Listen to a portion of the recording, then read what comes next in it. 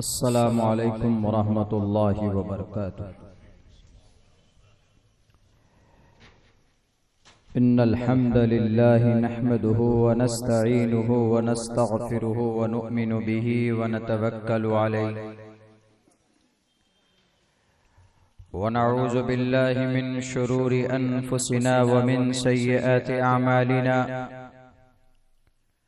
मन यहदिहिल्लाहु फला मुज़िल्ल लहु व मन युज़लिलहु फला हादिय लहु व नशहदु अल्ला इलाहा इल्लल्लाहु व अशहदु अन्न मुहम्मदन अब्दुहु व रसूलुहु।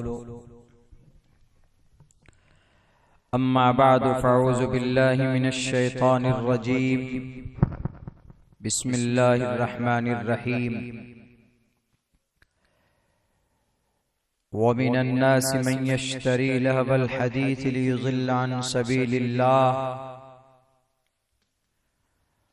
वक़ाल अल्लाहु तबारक व तआला फ़िल क़ुरआनिल मजीद वक़ाल फ़ित्यतुन आमनू बिरब्बिहिम वज़िदनाहुम हुदन वरबतना अला क़ुलूबिहिम इज़ क़ामू फ़क़ालू रब्बुना रब्बुस समावाति वल अर्ज़। सदक़ल्लाहुल अज़ीम। क़ाल अन्नबिय्यु सल्लल्लाहु अलैहि वसल्लम शाबुन नशअ फ़ी इबादतिल्लाह फ़हुव फ़िल जन्नह।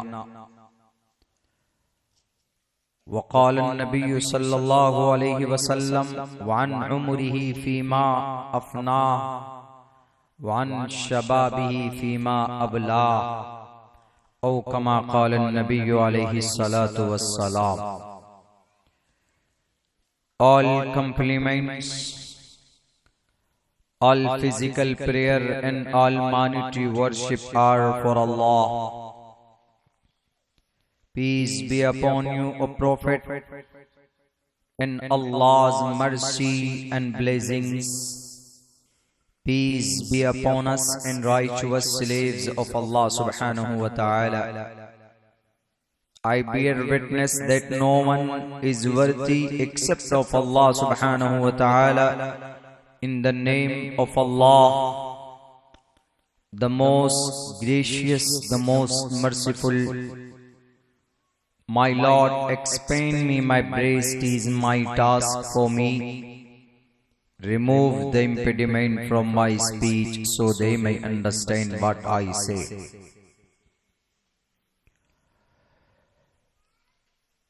मात्रमान पित्रमान चार्यावान पुरुषो वैदः प्रशस्ता धार्मिकी विदिति यस्य सामास्मगमः।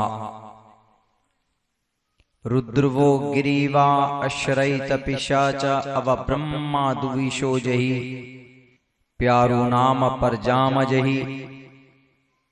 ओम नमो भगवते वासुदेवाय विश्वेश्वरा आदि पुरुष अपरंपार अल्लेख पुरुषा नमः।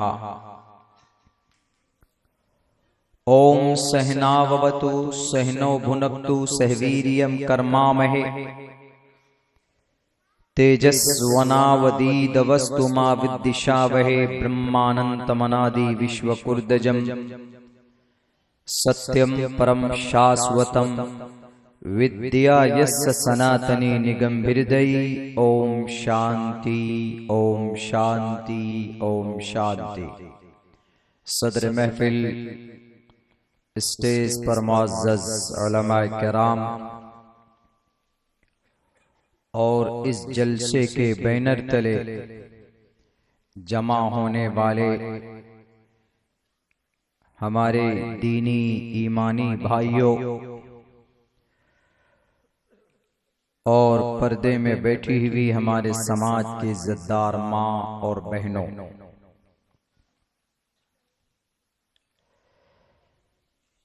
अभी मैंने आप लोगों के बीच खुतबे में दो तीन जुबान में अल्लाह तबारक व तआला की तारीफ और उनकी हम्द पेश की। उनमें से आखिर में संस्कृत जुबान में भी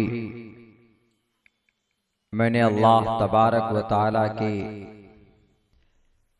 शान में जो अच्छे कलिमात हो सकते थे वो पेश किए, वरना उमूमन आदमी कंफ्यूज हो जाता है कि ओम तो बिरादरान वतन हिंदू भाई बोलते हैं, मौलाना साहब ओम क्यों बोल रहे हैं, शांति ओम शांति वो लोग बोलते हैं, और हमारे दीनी जलसे में इसकी क्या जरूरत है। मैंने सिर्फ जानकारी हासिल करने के लिए और आप लोगों को थोड़ी सी नॉलेज देने के लिए मैंने इसको पढ़ा है, वरना सवाब की नीयत से, नेकी की नीयत से मैंने बिल्कुल भी नहीं पढ़ा है। बल्कि जो अरबी जुबान में अल्लाह तबारक व ताला की तारीफ और अल्लाह का कलाम सुनने में जो मजा आता है वो किसी और जुबान में नहीं है। अभी खुद आपके सामने हजरत कारी साहब ने काफी देर तक कुरान करीम की तिलावत पेश की है। मन ऐसा कर रहा था कि अभी कुछ देर और सुने, इसलिए कि सबसे खूबसूरत जुबान, सबसे प्यारी जुबान अगर दुनिया के अंदर कोई है तो वो अरबी जुबान है। मगर और जितनी जुबानें इस जमीन पर है, इस दुनिया के अंदर पाई जाती हैं, वो सारी जुबान कहीं न कहीं किसी न किसी शक्ल में अल्लाह तबारक व ताला की तरफ से पैदा की हुई। इख्तिलाफु अलसिनतिकुम व अलवानिकुम, चाहे वो अंग्रेजी जुबान हो, चाहे वो उर्दू या हिंदी या फारसी, कोई भी लैंग्वेज हो, वो सब अल्लाह की तरफ से। और जुबान सीखने में एज ए लैंग्वेज, बोलने के लिए, समझने के लिए कोई बुराई नहीं है। अंग्रेजी जुबान सीख सकते हैं, बोल सकते हैं, बात कर सकते हैं, कोई प्रॉब्लम नहीं है। इस्लाम आपको मना नहीं करता, लेकिन कल्चर को, उसके कल्चर को और उसके तहजीब को आप अपना नहीं सकते। अंग्रेजी जुबान सीख सकते हैं, अंग्रेजों के कल्चर और उसकी तहजीब को आप नहीं अपना सकते। दुनिया की और अच्छी अच्छी जुबानें सीख सकते हैं, फ्रेंच सीख सकते हैं, लेकिन वहां के तहजीब और कल्चर आप के कुरान और शरीयत के खिलाफ हो तो आप उसको अपना नहीं सकते। आप चाइनीज बोल सकते हैं, आप पढ़ सकते हैं, लिख सकते हैं, लेकिन अगर वहां का कोई कल्चर और वहां की कोई तहजीब, वहां का कोई रस्म आपके कुरान और शरीयत के खिलाफ हो तो आप उसको अपना नहीं सकते, आप उसको सीख नहीं सकते, आप उसकी तबलीग नहीं कर सकते। तो ओम शांति, ओम शांति, ये संस्कृत में अल्लाह तबारक व ताला की किबरियाई है, अल्लाह के सिफाती नाम है असल में। तो अगर कोई एतराज करे कि जब अल्लाह के सिफाती नाम है तो इसको पढ़ना जायज हो सकता है, पढ़ सकते हैं क्या? हम पढ़ नहीं सकते। इसलिए नहीं पढ़ सकते क्योंकि ओम शांति उमूमन क्या, उमूमन खुसूसन दोनों हमारे भारत के अंदर वो लोग इसको पढ़ते हैं बतौरे पुण्य इबादत समझकर, जो एक ईश्वर की, एक परमात्मा की भक्ति नहीं करते हैं, बल्कि अनेक ईश्वर को मानते हैं और अलग अलग तरीके पर इबादत करते हैं। और अल्लाह के नबी की हदीस है, मन तशब्बह बिकौमिन फहुव मिन। अगर आप टोपी और दाढ़ी वाला अगर इसको पढ़ेंगे तो दूसरा कोई आदमी देखेगा, कहेगा कि अरे ये तो सनातन धर्मी है, सर पे टोपी और दाढ़ी है, तो वो कंफ्यूज हो जाएगा, वो शुबे में पड़ जाएगा आपके ताल्लुक से। इसीलिए आप नहीं पढ़ सकते। ये हमारे हिंदुस्तान के अंदर हिंदू भाई पढ़ते हैं जिनके यहाँ एक ईश्वर का अकीदा है, लेकिन वो अनेक ईश्वर की पूजा और प्रार्थना करते हैं। जैसे हमारे यहाँ एक अल्लाह का अकीदा है तो हम एक अल्लाह ही की इबादत करते हैं। कुल हुवल्लाहु अहद, अल्लाह एक है तो हम एक अल्लाह ही की इबादत करते हैं। इय्याका नअबुदु व इय्याका नस्तईन, ए अल्लाह हम तेरी ही इबादत करते हैं और तुझ ही से मदद तलब करते हैं, तेरे सिवा कोई नहीं है। हर एक मुसलमान का यही अकीदा है कि अल्लाह एक है, हम एक अल्लाह ही की इबादत करते हैं। अगर कोई मुसलमान अल्लाह के अलावा किसी और की इबादत करता है, अल्लाह को छोड़कर जर्रा बराबर आमेजिश कर देता है अल्लाह की जात के साथ, तो फिर वो मुकम्मल मोमिन नहीं है, उसके ईमान के अंदर कमी है। ये अकीदतन हमारे हिंदुस्तान के अंदर हिंदू भाई शायद कुछ तादाद में इस प्रोग्राम में भी शरीक हुए हैं। उनके यहाँ ईश्वर एक है, सईश एक एक विरदैक एवा, इसका मतलब एक ईश्वर है लेकिन एक की बंदगी नहीं करते हैं। तस्सयतई भक्तिवान से श्यामा, हम एक ही की बंदगी करते हैं, आदेश भी है, मगर नॉलेज और जानकारी न होने की वजह से अपनी ईश्वरीय ग्रंथ के अहकामात को भुला बैठे हैं, गलत दिशा में चले जा रहे हैं। बहरे तो खुतबे में जो मैंने आप लोगों के सामने अंग्रेजी में, अरबी में और संस्कृत में पढ़ा है, उसी का क्लियरिफिकेशन कर रहा हूं कि कोई ये न समझे कि मौलाना आप क्यों पढ़ रहे हैं, आपको संस्कृत मंत्र पढ़कर सवाब मिलने वाला है क्या? हमारी नीयत ही नहीं है सवाब हासिल करने की।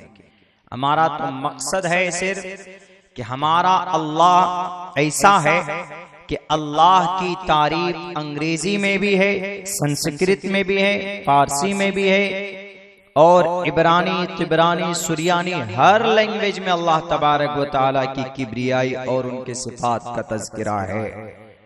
ओम विष्णु ब्रह्मा शिव अल खालिक रब्बुल आलमीन अल क़हार का संस्कृत में तर्जमा है विष्णु ब्रह्मा शिव, और इस विष्णु ब्रह्मा शिव का शॉर्ट नेम है ओम। ओम नमः। ए ब्रह्मा, ए विष्णु, ए शिव, हम आपको सजदा करते हैं। आप इसको अरबी में लेकर जाएंगे तो इसका मतलब गलत नहीं होगा कि ए खालिक, ए रब्बुल आलमीन, ए अल क़हार, तीनों नाम अल्लाह के हैं। हम आपकी पूजा करते हैं, हम आपकी भक्ति करते हैं, हम आपके सामने सर को झुकाते हैं, इसीलिए वो गलत नहीं है। तो बहरकैफ ये चीजें इबादत के ताल्लुक से नहीं है, रिसर्च तहकीक के ताल्लुक से है कि हमें जानकारी होनी चाहिए इस बारे में, खुसूसन हमारे जवान तबका का। मेरे भाइयों, मुझे जो बात करनी है आज, खुसूसन हमारे जो इस कौम की, इस मिल्लत की जो रीढ़ की हड्डी है, बस बल्कि इस मिल्लत की तकदीर, उम्मते मुस्लिमा की तकदीर कौन है? उलमा हैं, पढ़े लिखे लोग हैं, वो हमारे सर के ताज हैं, इसमें कोई शक नहीं है। उलमा अंबिया के बाद, सहाबा के बाद इस जमीन पर सबसे मुकद्दस जमात किसी की है तो वो उलमा किराम की जमात है। इससे बड़ी जमात to the day of judgment, कयामत तक कोई और मुबारक और मुनज्जम और बाबरकत जमात नहीं आने वाली। यह अल्लाह का फरमान है, यरफ़उल्लाहुल्लज़ीना आमनू मिनकुम वल्लज़ीना ऊतुल इल्म दरजात। ईमान देकर अल्लाह ने आपके दरजात को बुलंद किया है, लेकिन ईमान से, मोमिन से ईमान के बाद भी एक दर्जा और है जो इल्म की बुनियाद पर अल्लाह ने बढ़ाया है, और वो उलमा की जमात है। यरफ़उल्लाहुल्लज़ीना आमनू मिनकुम, तुम में जो मोमिन है अल्लाह ने उनके दरजात को बुलंद किए, लेकिन वल्लज़ीना ऊतुल इल्म दरजात, और कई दर्जा बढ़े हुए हैं उन लोगों के जो तुम में पढ़े लिखे लोग हैं, जो तुम में शरीयत को जानते, जो तुम में अल्लाह के नबी की सीरत को जानते हैं, जो तुम में हुफ्फाज हैं, जो तुम में कुर्रा हैं, जो तुम में उलमा हैं, जिनके दिलो दिमाग में कुरान की तफसीर है, अहादीस की समझ है, उनके दरजात और बुलंद किए। क़यामत तक इससे बेहतर, मुनासिब, बाबरकत, अजमत वाली जमात नहीं आ सकती, बल्कि कल क़यामत में भी डॉक्टर, इंजीनियर, साइंटिस्ट, वैज्ञानिक, बड़े बड़े ओहदेदार होते हैं दुनिया में, दुनिया इज्जत की निगाह से देखती है, लेकिन कल क़यामत में जो इज्जत आलिम दीन को, जो इज्जत हाफिज कुरान को मिलेगा, वो किसी दुनिया के ओहदेदार को नहीं दिया जा सकता। अल्लाह तबारक व तआला एक हाफिज से कहा जाएगा कि जाओ तुम, कल क़यामत में उनसे कहा जाएगा कि जाओ, जैसे तुम दुनिया में कुरान पढ़ते थे वैसे ही तुम अब कुरान पढ़ो, और बुलंदिए जन्नत, बुलंदिए दरजात जन्नत, जन्नत के बुलंदी पर, उनके दरजात पर तुम चढ़ते जाओ, जहां पर तुम्हारा कुरान मुकम्मल होगा, जहां पर तुम पढ़ना रुक जाओगे तुम्हारा, उसी जगह पर तुम्हारा ठिकाना होगा और वही जगह तुम्हारी होगी। हाफिज कुरान से अल्लाह कहेगा कि अकेले मत जाना, 10 आदमी को लेकर जन्नत में जाओ, एक हाफिज से, जिनको शायद दुनिया इतनी इज्जत नहीं देती जितनी उनकी शान है, उन्हें शायद दुनिया उतना मकाम उनको नहीं देता जितना मकाम कल क़यामत में अल्लाह उनको नवाजेगा। हाफिज कुरान से कहा जाएगा कि तने तनहा मत जाओ जन्नत में, 10 आदमियों को जन्नत में लेकर जाओ, अपने खानदान, अपने उस्ताद, और जिनकी मदद से तुमने हिफ्ज़ कुरान किया है, कुरान को सीने में बसाया है, अपने वालिदैन को, इनको लेकर जन्नत में जाओ। वह हाफिज कुरान कहेगा कि अल्लाह वो तो जहन्नम में है। अल्लाह कहेगा कि जिन पर जहन्नम वाजिब हो चुकी है, अगर वो जहन्नम में जल रहे तो उनको भी उठाओ और अपने साथ लेकर के जन्नत में जाओ। ये मकाम और मर्तबा अगर किसी का होगा कल क़यामत में तो सिर्फ एक हाफिज कुरान का होगा।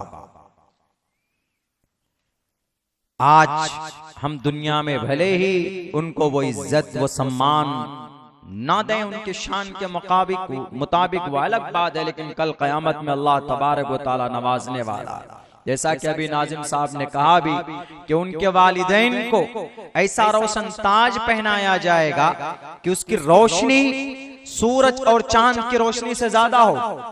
लोग सवाल करेंगे कि हु इज दैट, कौन है ये तो अदना मजदूर था, कोई मकाम नहीं था, कोई बहुत बड़ा नाम भी नहीं था, कोई उद्योगपति नहीं था, कौन है ये? तो उससे कहा जाएगा कि ये वो लोग हैं, ये वो माँ बाप हैं, ये वो खुशनसीब हैं जिन्होंने अपने बच्चे को हाफिज कुरान बनाया था। मेरे भाइयों, मेरे नौजवानों, मेरे साथियों, अल्लाह तबारक व तआला देना चाहता है। कल क़यामत में इंशाअल्लाह तबारक व तआला पता चलेगा कि किसका मकाम कितना बुलंद है, कितना बड़ा है। ये दुनिया चंद रोज के लिए है, खत्म हो जाएंगे सारी चीजें। इसलिए कोशिश करो अपनी जिंदगी के अंदर अपने आप को कुछ बनाने के लिए। सबसे बेहतर इस कौम की रीढ़ की हड्डी, इस कौम का मगज, इस कौम का ये कहिए कि तकदीर अगर कोई है, कौन है? ये हमारे नौजवान, हमारे छोटे बच्चे। इनका सही रास्ते पर होना बहुत जरूरी है। आप कहेंगे कि मौलाना कोई रोल मॉडल है ना? अल्लाह के नबी की पूरी जिंदगी रोल मॉडल है। नबूवत से पहले की जिंदगी देखो, 40 साल के बाद अल्लाह के नबी को 40 साल की उम्र हुई तो नबूवत दी गई। टोटल अंबिया को 40 साल में नबूवत दी जाती, टोटल जितने भी अंबिया आए, एक आध को छोड़कर मुस्तस्ना। क्यों? इसलिए कि 40 साल की उम्र तक अकल मुकम्मल हो जाती। 40 साल से आगे अकल नहीं बढ़ती, तजुर्बा बढ़ता, एक्सपीरियंस बढ़ता है। तो इसीलिए अल्लाह ने शायद उलमाए मुफस्सिरीन ने, फुक़हाए किराम ने यही बताया है कि 40 साल की उम्र अकल मुकम्मल हो गई, अब नबूवत दी जाती है अल्लाह की तरफ से। अल्लाह के नबी अलैहिस्सलाम को नबूवत 40 साल में मिलती है। 40 साल के बाद की जिंदगी हमारे लिए मशाले राह है। उससे पहले कि नहीं, अल्लाह के नबी की जिंदगी ऐसी है कि जो बचपन की भी जिंदगी मशाले राह है हमारे लिए। किसी की जिंदगी नहीं, मोहम्मदुर रसूलुल्लाह की जिंदगी, बचपन की देखो, जवानी की देखो, नबूवत के वक्त की देखो, नबूवत के बाद की देखो, वो तो है ही उस्वा हमारे लिए। लेकिन जवानी की जिंदगी अल्लाह के नबी अलैहिस्सलातु वस्सलाम, हमारा जवान अल्लाह के नबी की जवानी की जिंदगी के ऊपर रिसर्च नहीं करते, उसको पढ़ते नहीं, उस पर गौर नहीं करते। अल्लाह के नबी अलैहिस्सलाम को अंग्रेज जो दुश्मन है वो कहता है, द 100 किताब पढ़िए उठाकर, पहले नंबर पर अगर किसी का नाम लिखता है वो अंग्रेज, पहले नंबर पर। कि अगर इस कायनात में अगर जवान अपनी जिंदगी को सुधारना चाहते, अगर किसी की जिंदगी हर एक इंसान के लिए एक मशाले राह है, हिदायत का जरिया है, तो वो सिर्फ एक नाम है, वो नाम है last prophet according to the Islam, मोहम्मदुर रसूलुल्लाह सल्लल्लाहु अलैहि वसल्लम की जिंदगी।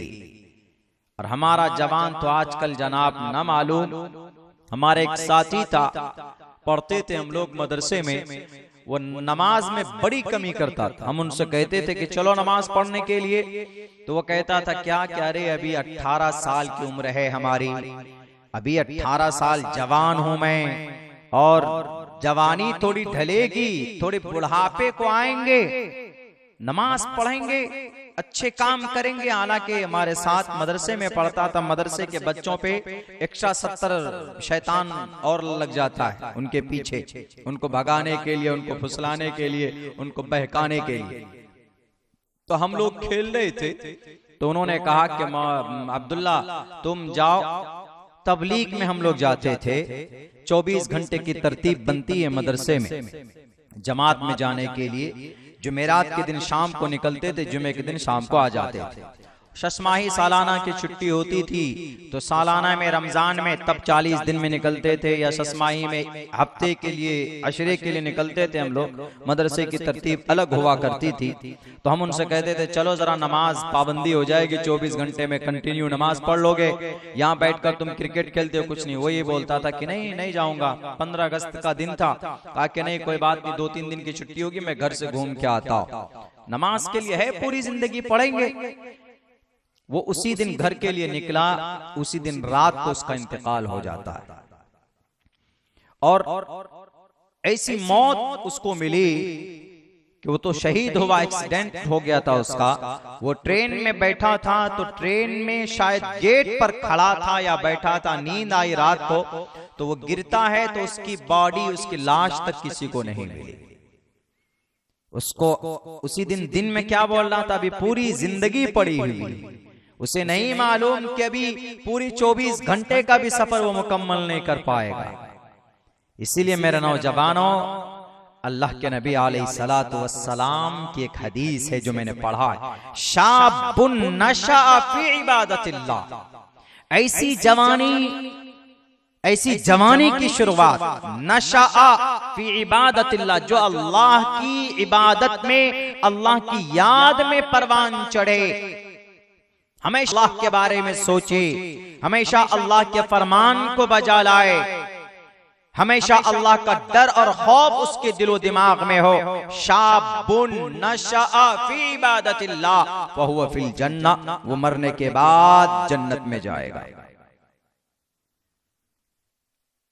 बूढ़े आदमी, उम्र दराज आदमी अगर तहज्जुद पढ़ते हैं, फराइज अदा करते हैं तो अल्लाह इतना खुश नहीं होता, लेकिन एक जवान, एक यंग गरम खून का लड़का अगर कोई मस्जिद में जाकर नमाज पढ़ता है या और दूसरे शर्र फसाद से बचकर अल्लाह के खौफ और डर से अच्छा अमल करता है तो अल्लाह इतना खुश होता है, इतना खुश होता है जिसकी कोई इंतहा नहीं। अल्लाह मोमिन की इबादत से खुश होते, लेकिन एक उम्र दराज मोमिन है, 50 साल 60 साल की उम्र है, 70 साल 80 साल की उम्र है, आदमी कभी कभी सोचता अब तो मरना ही है, कब्र में एक पैर चला गया, चलो अल्लाह की इबादत करो, तो वो अल्लाह भी तो देख रहे हैं कि हाँ भाई अब इसकी जिंदगी है ही नहीं, अब आखिरत की तैयारी कर रहा है। मजा तो जब है कि जब उसके अंदर गुनाह करने की ताकत है, एक तरफ उनके अंदर ख्वाहिशे नफ्स की भरपूर वो उसको अदा कर सकता है, वो गुनाह कर सकता है, लेकिन अल्लाह के खौफ को सामने रखकर वो गुनाहों से बाज आ जाता है, तो अल्लाह तबारक व तआला तब फरिश्तों से कहते हैं, ये देखो, इस जवान को देखो, गवाह रहना, ये उस गुनाह पर अमल कर सकता, ये जिना कर सकता, ये बेईमानी कर सकता, ये झूठ बोल सकता, ये फिल्में देख सकता, ये गाने सुन सकता, ये कुरान करीम की तिलावत नहीं करता, कुरान करीम को छोड़ सकता, शरीयत के खिलाफ कदम उठा सकता, जवानी है, यंग है, खून में गर्मी है, लेकिन मेरे डर की वजह से कभी भी इसकी नमाज नहीं छूटती, मेरे डर की वजह से कभी भी झूठ नहीं बोलता, मेरे डर की वजह से, मेरे खौफ की वजह से कभी भी मोबाइलों के अंदर फैश चीजें नहीं देखता, मेरे डर की वजह से मेरे खिलाफ एक पल अपनी जिंदगी गुजारने के लिए तैयार नहीं है। गवाह रहना इस जवान के लिए, इस जवान के तरफ से कल कयामत में इन्हीं नौजवानों के लिए है, शाबुन नशा फी इबादतिल्लाह फहुवा फिल जन्नह, कि आदमी के अंदर ताकत है गुनाह करने पर, आदमी के अंदर जुर्अत है फसाद करने पर, किसी के ऊपर जुल्म ज़्यादती करने पर, मगर अपने आप को कंट्रोल किए हुए है कि अगर मैंने जुल्म किया है या अगर मैंने गुनाह कर लिया है तो कल कयामत में अल्लाह तबारक व तआला के सामने क्या शक्ल दिखाऊंगा, क्या मुंह लेकर हाजिर होगा, तो अल्लाह तबारक व तआला उस वक्त बहुत ज्यादा खुश होते हैं कि ये देखो जवान है, लेकिन मेरे डर की वजह से गुनाह नहीं कर रहा है। इसीलिए फरिश्तों याद रखना, गवाह रहना इस जवान के लिए, मैं इसके सारे जिंदगी के छोटे जितने भी गुनाह हैं सबको माफ करता हूं। शाबुन नशा फी इबादतिल्लाह फहुवा फिल जन्नह। और ऐसा नहीं है कि अल्लाह छोड़ देगा आपको, अल्लाह नहीं छोड़ने वाला, कल कयामत में सवाल भी होगा, यही वन उम्रिही फीमा अफना, उम्र कहां खत्म करके आया, ये तो पूरा सवाल हो गया। 14 साल की जब बालिग हुए तब से लेकर मौत तक, बालिग नहीं नाबालिग है आपसे सवाल नहीं होगा, लेकिन जब बालिग हुए उसी दिन से लेकर मौत तक आपसे सवाल होगा। वान उमरी फीमा अपना, बात कंप्लीट, लेकिन नहीं, अल्लाह ने एक स्पेशल सवाल कायम किया। अल्लाह के नबी फरमाते हैं कि एक और अलग तरीके से सवाल होगा, वन शबाबिही फीमा अबला, अपनी जवानी कहां बिता कर आए। अबला के माने पुराना करना, 14 साल से लेकर 40 या 50 साल की उम्र, ये स्पेशल टाइम है, ये कहां खत्म करके आए। वन शबाबिही फीमा अबला, कहां बिता कर आए।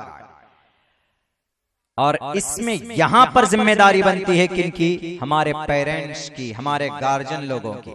हमारे गार्जियन भी कभी समझते हैं कि नहीं जैसा है जैसा करेगा वैसा भरेगा, कभी उनको ऑर्डर करने या तंबीह करने की तौफीक नहीं होती। गलत बात है। अल्लाह के नबी अलैहिस्सलाम फरमाते हैं कुल्लुकुम राइन व कुल्लुकुम मसऊलुन अन रइयतिही। ये मत सोचो कि आप हाजी साहब हैं, नमाजी साहब हैं तो आप छूट जाओगे। अगर आपका बेटा बेनमाजी है, शराबी है, जुबारी है, आपका बेटा अगर शरीयत के खिलाफ जिंदगी गुजारता है तो आपकी नमाज एक तरफ अल्लाह आपसे पूछेगा कि आप जिम्मेदार थे अपने घर में, तुम्हारी बेटी, तुम्हारी बीवी और तुम्हारा बेटा नमाज नहीं पढ़ता था, तुमने कभी उनको तंबीह की कि नहीं की? वअमुर अहलक बिस्सलाह, यह ऑर्डर याद आया कि नहीं आया? उस वक्त क्या जवाब दोगे? हर एक गार्जियन से सवाल होगा। एक बहुत बड़े हिंदू आलिम, बहुत बड़े, उनके हिंदू भाइयों के अकीदे के मुताबिक इतना बड़ा आलिम, इतना बड़ा पढ़ा लिखा अपने हिसाब से कि उन्होंने एक अलग धर्म बनाया। पंडित दयानंद सरस्वती जी, उनकी एक किताब है सत्यार्थ प्रकाश, इतनी मोटी किताब, इस्लाम के खिलाफ ही उन्होंने लिखा है, लेकिन उसमें कुछ अच्छी बातें भी लिखी। मैं जब पढ़ रहा था उस किताब को, मेरे पास है, मैं उस पे अध्ययन करता हूँ, कहीं पे भी मिल सकती है, सत्यार्थ प्रकाश। उसमें उन्होंने एक बात बहुत अच्छी लिखी, यही इसी हदीस के माध्यम से, कुल्लुकुम राइन व कुल्लुकुम मसऊलुन अन रइयतिही।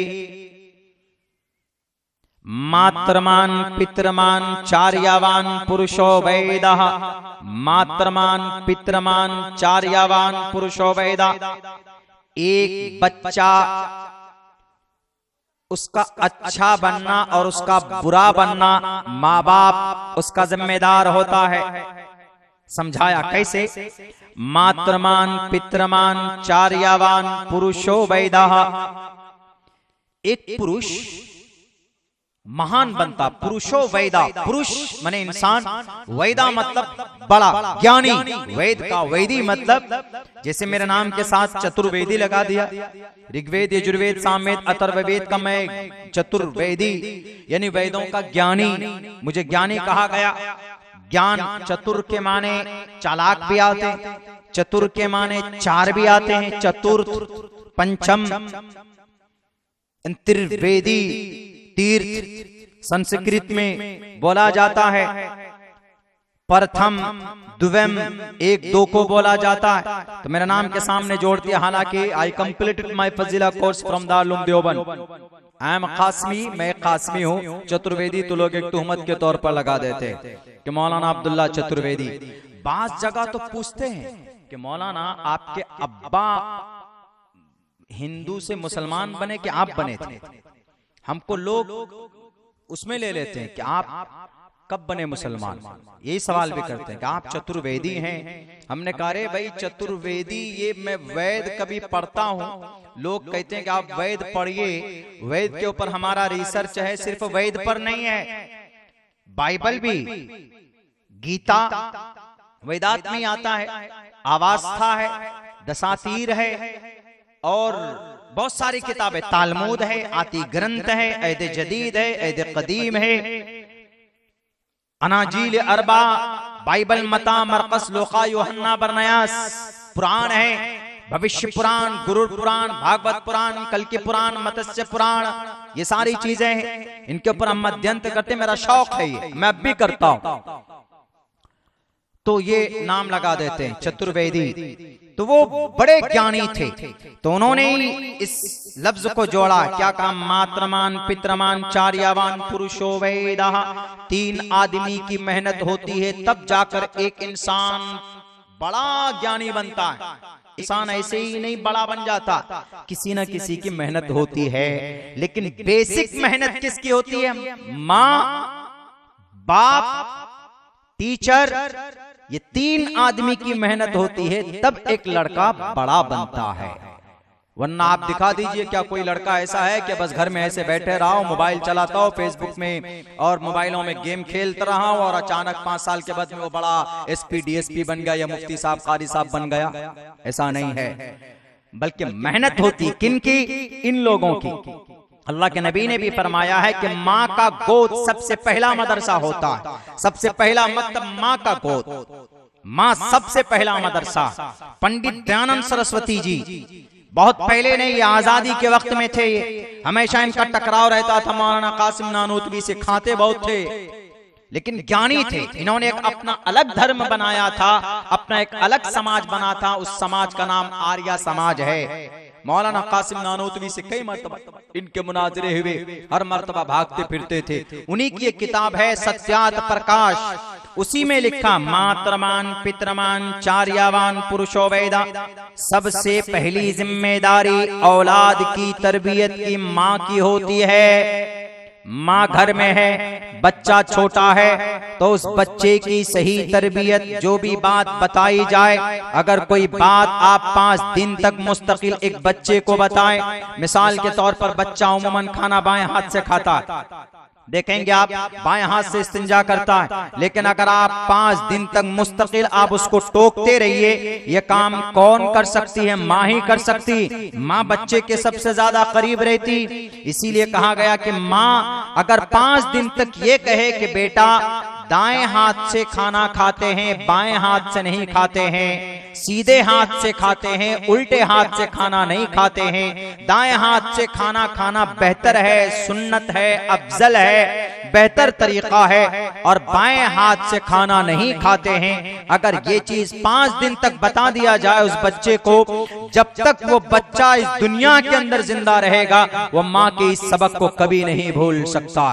ये है मातृमान।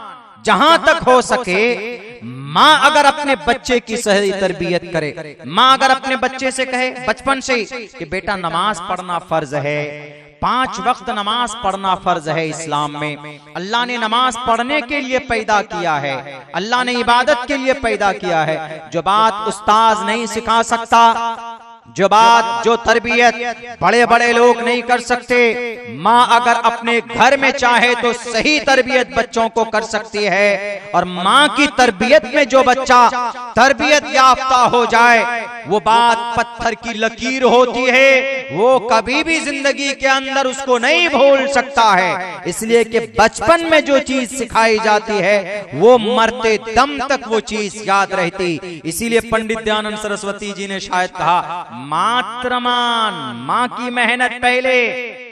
हाँ, अगर माँ से जितना हो सका किया, लेकिन माँ के बाद दूसरा नंबर किसका आता? दूसरा नंबर आता है पितृमान। मातृमान, पितृमान, पितृ से माने पिता, बाप। अब बाप की जिम्मेदारी बनती, माँ से जितना हो सका उसने इस्लाह किया। लेकिन बाप अगर बच्चा अगर आजकल मोबाइलों में व्यस्त है, कभी कभी बच्चे को सख्ती चाहिए, कभी कभी बच्चे को डांट होनी चाहिए, कभी कभी बच्चे के ऊपर तंबी के तौर पर हल्के हाथ भी उठाएं आप। बच्चा 10 साल की उम्र के हो जाए, 7 साल की उम्र के हो जाए, 10 साल की उम्र के हो जाए तो नमाज का ऑर्डर कीजिए। नहीं पढ़ता है तो बिस्तर अलग कर दीजिए। वअमुर अहलका बिस्सलाती, अपने अहल अयाल को नमाज का ऑर्डर करो। अल्लाह कुरान में कहता है माँ नहीं कर सकती, बाप कर सकता है, थोड़ा थ्रेट दे सकता है, डरा सकता है। तुम नमाज नहीं पढ़ोगे तो तुम्हें सजा दी जाएगी।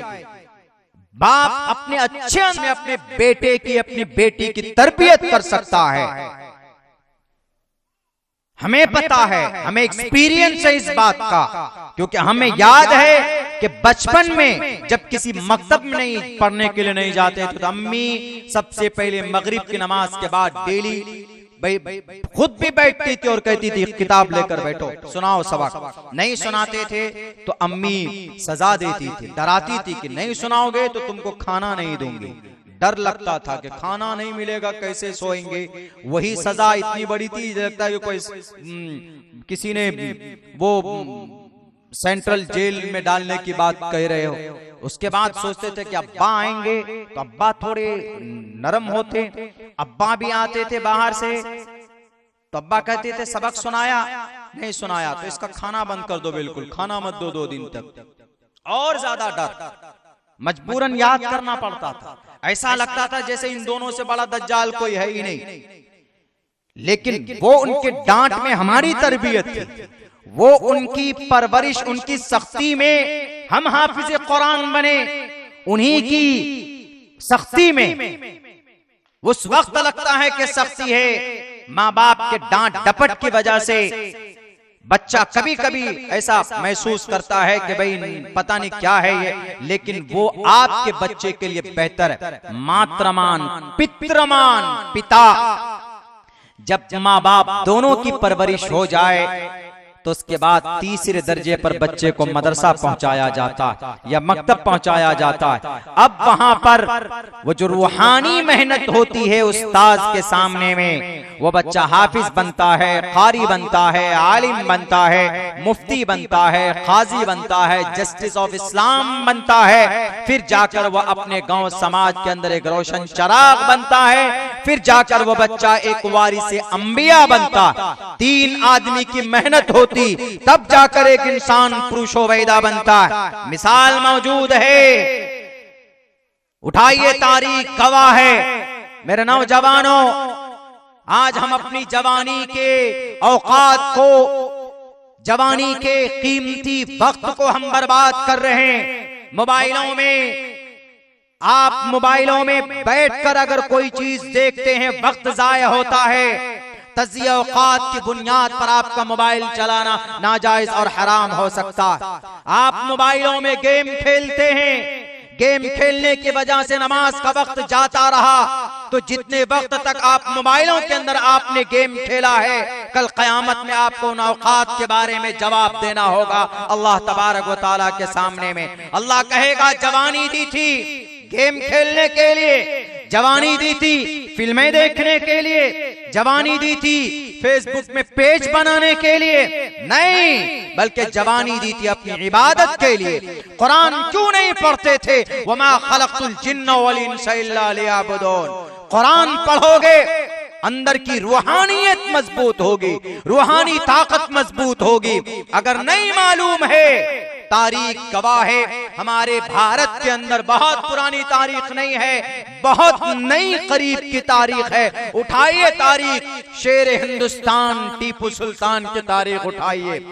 वो एक बादशाह नहीं, वो एक आलिम दीन भी नहीं थे, लेकिन 40 साल की उम्र तक जब उन्होंने 1799 में एक मस्जिद की बुनियाद डालने की बात की, तो टोटल उलमाए किराम को मदऊ किया और सारे दीनदार लोगों को जमा किया, और उन्होंने एक शर्त रखी और उन्होंने कहा कि इस मस्जिद की बुनियाद वही डालेगा जिसकी कभी भी जमात की नमाज, जमात से नमाज कभी भी किसी की फौत ना हुई हो। तो कोई आगे कदम नहीं बढ़ाता, अकेला आखिर में टीपू सुल्तान कदम बढ़ाकर बुनियाद डालता है और वो कहता है कि अल्लाह को हाजिर नाजिर मानकर मैं आप लोगों के साथ कहने पर मजबूर हुआ हूं कि पिछले 40 साल में कभी भी मेरी नमाज तकबीर ऊला के अलावा, कभी भी जमात के अलावा मैंने नमाज नहीं पढ़ी। यानी पिछले 40 साल में जमात के साथ मैंने हमेशा मुस्तकिल नमाज पढ़ी है। कौन? टीपू सुल्तान। ये तरबियत किसने की थी? ये टीपू सुल्तान के बाप की तरबियत थी, ये टीपू सुल्तान के माँ की तरबियत थी। टीपू सुल्तान शहजादा था, बादशाह था, तमाम तर अय्याशी की चीजें, शराब, शबाब, कबाब, फिस्क फुजूर, सारी बुराइयां उनके नजरों के सामने मौजूद होती थी। अगर वो इशारा करते तो एक से एक अय्याशी की चीजें अवेलेबल करा दी जाती थी, करा दी जा सकती थी। लेकिन वो इंसान 6 साल, 10 साल, 15 साल की उम्र में अपने बाप की तरबियत ने वो मकाम तक पहुंचाया। एक उनके घर में एक छोटे से कम पढ़े लिखे आलिम दीन आते थे, उनकी सही तरबियत ने, उनकी माँ की सही तरबियत ने वो टीपू सुल्तान हर दिन नमाज फजर के बाद एक पारा कुरान करीम की तिलावत करता था। बादशाह जरूर था,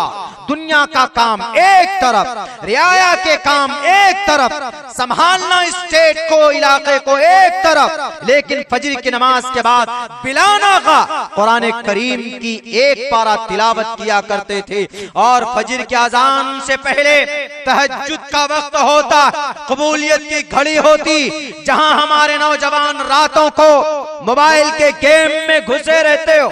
मेरे नौजवानों, जितनी मोहब्बत आपको अपने मोबाइलों से, आपको अपने इन यहूदियों के बनाए हुए इन मलऊन और फिस्क फुजूर और मकहूर कौम की, ये फासिद मखजूब कौम की बनाए हुए आप गेम से मोहब्बत करते हैं। अगर उतनी मोहब्बत आपको अल्लाह और उसके रसूल से हो जाए तो आप जमीन पर दुआ करोगे, अल्लाह आपके मसाइल का हल आसमान से करके भेजेगा।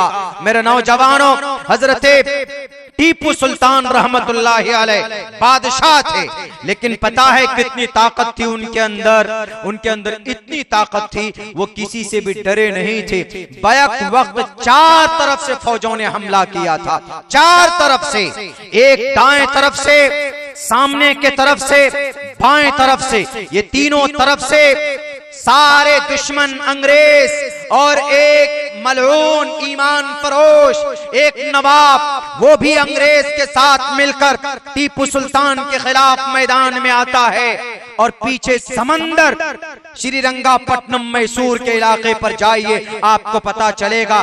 आप जब श्रीरंगापट्टनम जाएंगे, वहां आप कदम रखेंगे, आपको पूरा वाकया, पूरी हिस्ट्री आपको वहां पर समझ में आ जाएगी कि टीपू सुल्तान के साथ जो हादसा हुआ, टीपू सुल्तान को जो दर्दनाक अंदाज में शहीद किया गया, उनकी जगह को, जहां उनकी बॉडी पाई गई थी, जहां उनको शहीद किया गया था, उनके जो शाही दरबार है, जो दरवाजा है, उससे 100 मीटर की दूरी पर उनकी बॉडी, उनकी लाश मिली थी। चूंकि दरवाजे को एक मलऊन, एक बेजमीर, एक ईमान फरोश ने अंग्रेज के साथ हाथ मिलाकर अंदर से दरवाजा बंद कर दिया था। और टीपू सुल्तान तने तनहा घोड़े पर बैठकर अंग्रेजों का मुकाबला करते रहे, लड़ते रहे। तारीख ने अपनी किताबों के अंदर लिखा है कि अब से पहले हम देखते थे कि योद्धा के हाथ में, एक हाथ में घोड़े का जीन होता है और दूसरे हाथ में तलवार, लेकिन कभी ऐसा होता है कि एक हाथ में ढाल होती, दूसरे हाथ में तलवार होती, लेकिन आज तक हमने ऐसा नजारा नहीं देखा। वो टीपू सुल्तान जो एक हाथ में ढाल और एक हाथ में तलवार लेकर अंग्रेज का मुकाबला करता था, लेकिन आज हमने देखा कि इनकी दोनों हाथ में तलवार। ये ताकत कहां से आई?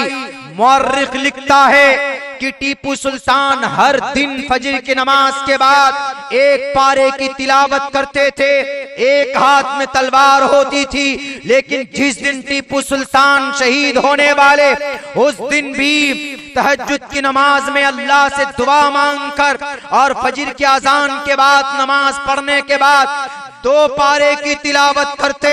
2 पारे की तिलावत के बाद घोड़े पर बैठते हैं और दोनों हाथों में तलवार लेकर अंग्रेज के खिलाफ मैदान में आते। अंग्रेज मुअर्रिख लिखता है कि आज तक दुनिया के अंदर इतना बड़ा कोई महान योद्धा पैदा नहीं हुआ जिसने दोनों हाथों से बैक वक्त अपने दुश्मन के परखच्चे उड़ाए हो। अगर ऐसा कोई योद्धा किसी को देखना हो तो टीपू सुल्तान अलैहिर्रहमा को देख ले। वो ताकत कहां से आई थी? वो ताकत कुरान की ताकत थी, वो ताकत ईमानी ताकत थी, वो ताकत कुरान की तिलावत। 2 पारे तिलावत किए तो दोनों बाजुओं के अंदर अल्लाह ने ताकत से नवाजा है। ये दुनिया के अंदर मिसाल है जो आज तक तारीख के अंदर गवाह है। आप कुरान पढ़ते हैं तो अल्लाह तबारक व तआला आपको देखिए कितना सुकून आपको अता फरमाता है। हमारे जवान तो जनाब कुरान तो दूर की बात है, अल्हम्दुलिल्लाह फिर भी आपके सूबे गुजरात में कुरान की चलन की वजह से सबसे बेहतर और सबसे अच्छा और सबसे ज्यादा कुरान कहीं पढ़ा जाता है तो आपके गुजरात में पढ़ा जाता है। शायद उसी की बरकत है कि यहाँ पर अल्लाह ने खुशहाली दी है हमारे उम्मत मुस्लिमा को।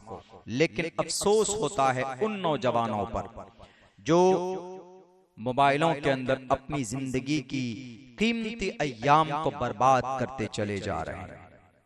इनसे हमें प्रेरणा लेना चाहिए। किनसे? बहुत करीब के जमाने में 1799 यानी 1800 का जमाना है। 1800 के बाद में फिर 1, 2, 3 यानी 300 साढ़े 300 साल भी नहीं गुजरे हैं।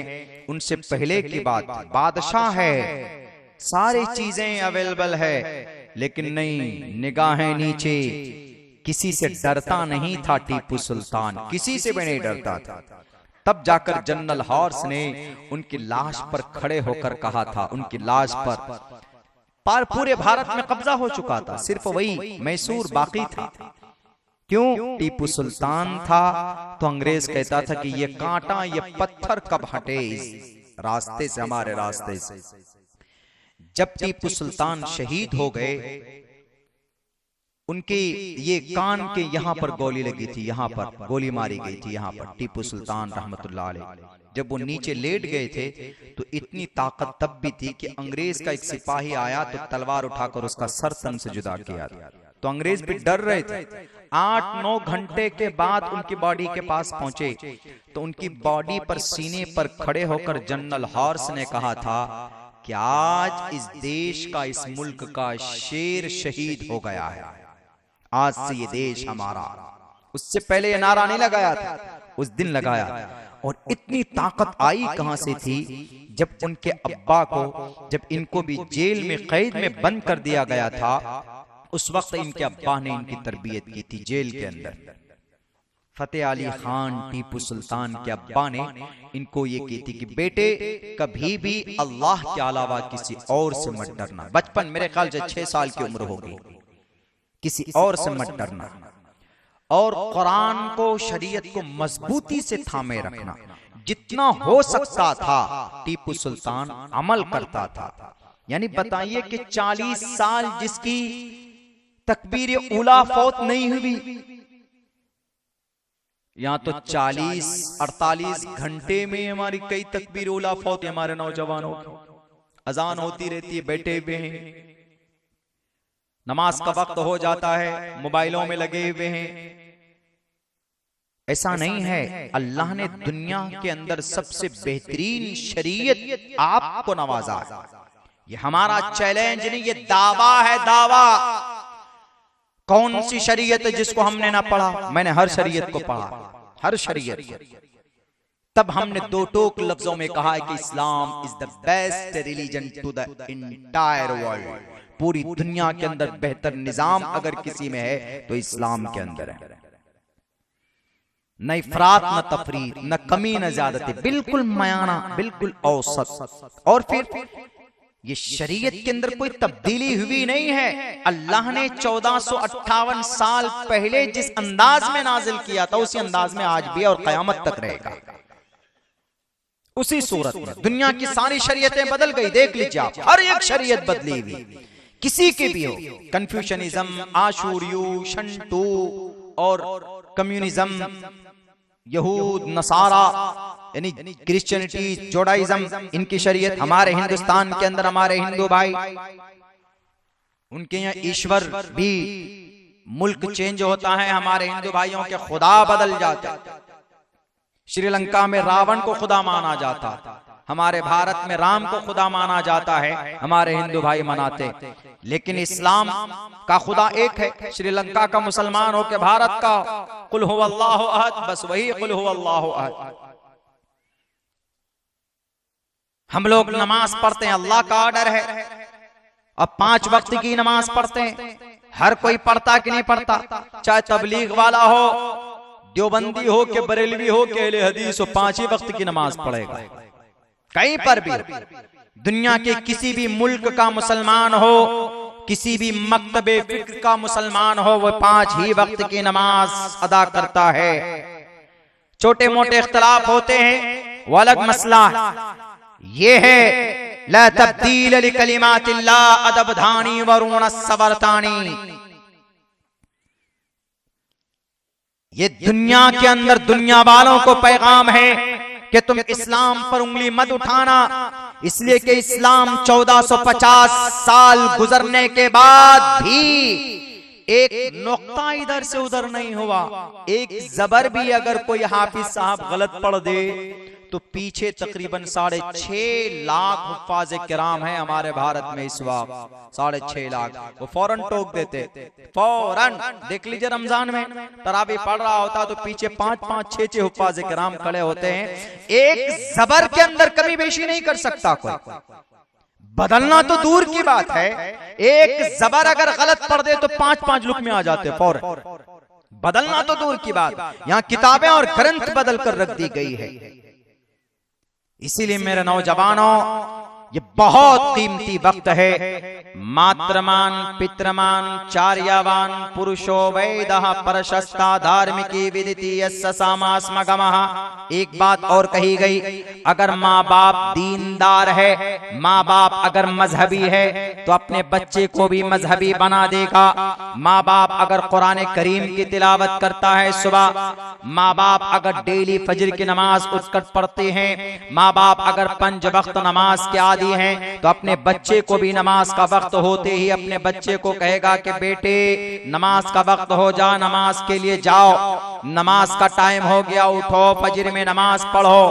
और रात को देखेगा कि उसका बेटा कहीं पबजी गेम में तो नहीं घुसा हुआ है, उसका बेटा सोशल मीडिया में फेसबुक पेज तो नहीं बना रहा है, दुनिया में तो कुछ बनाता नहीं है।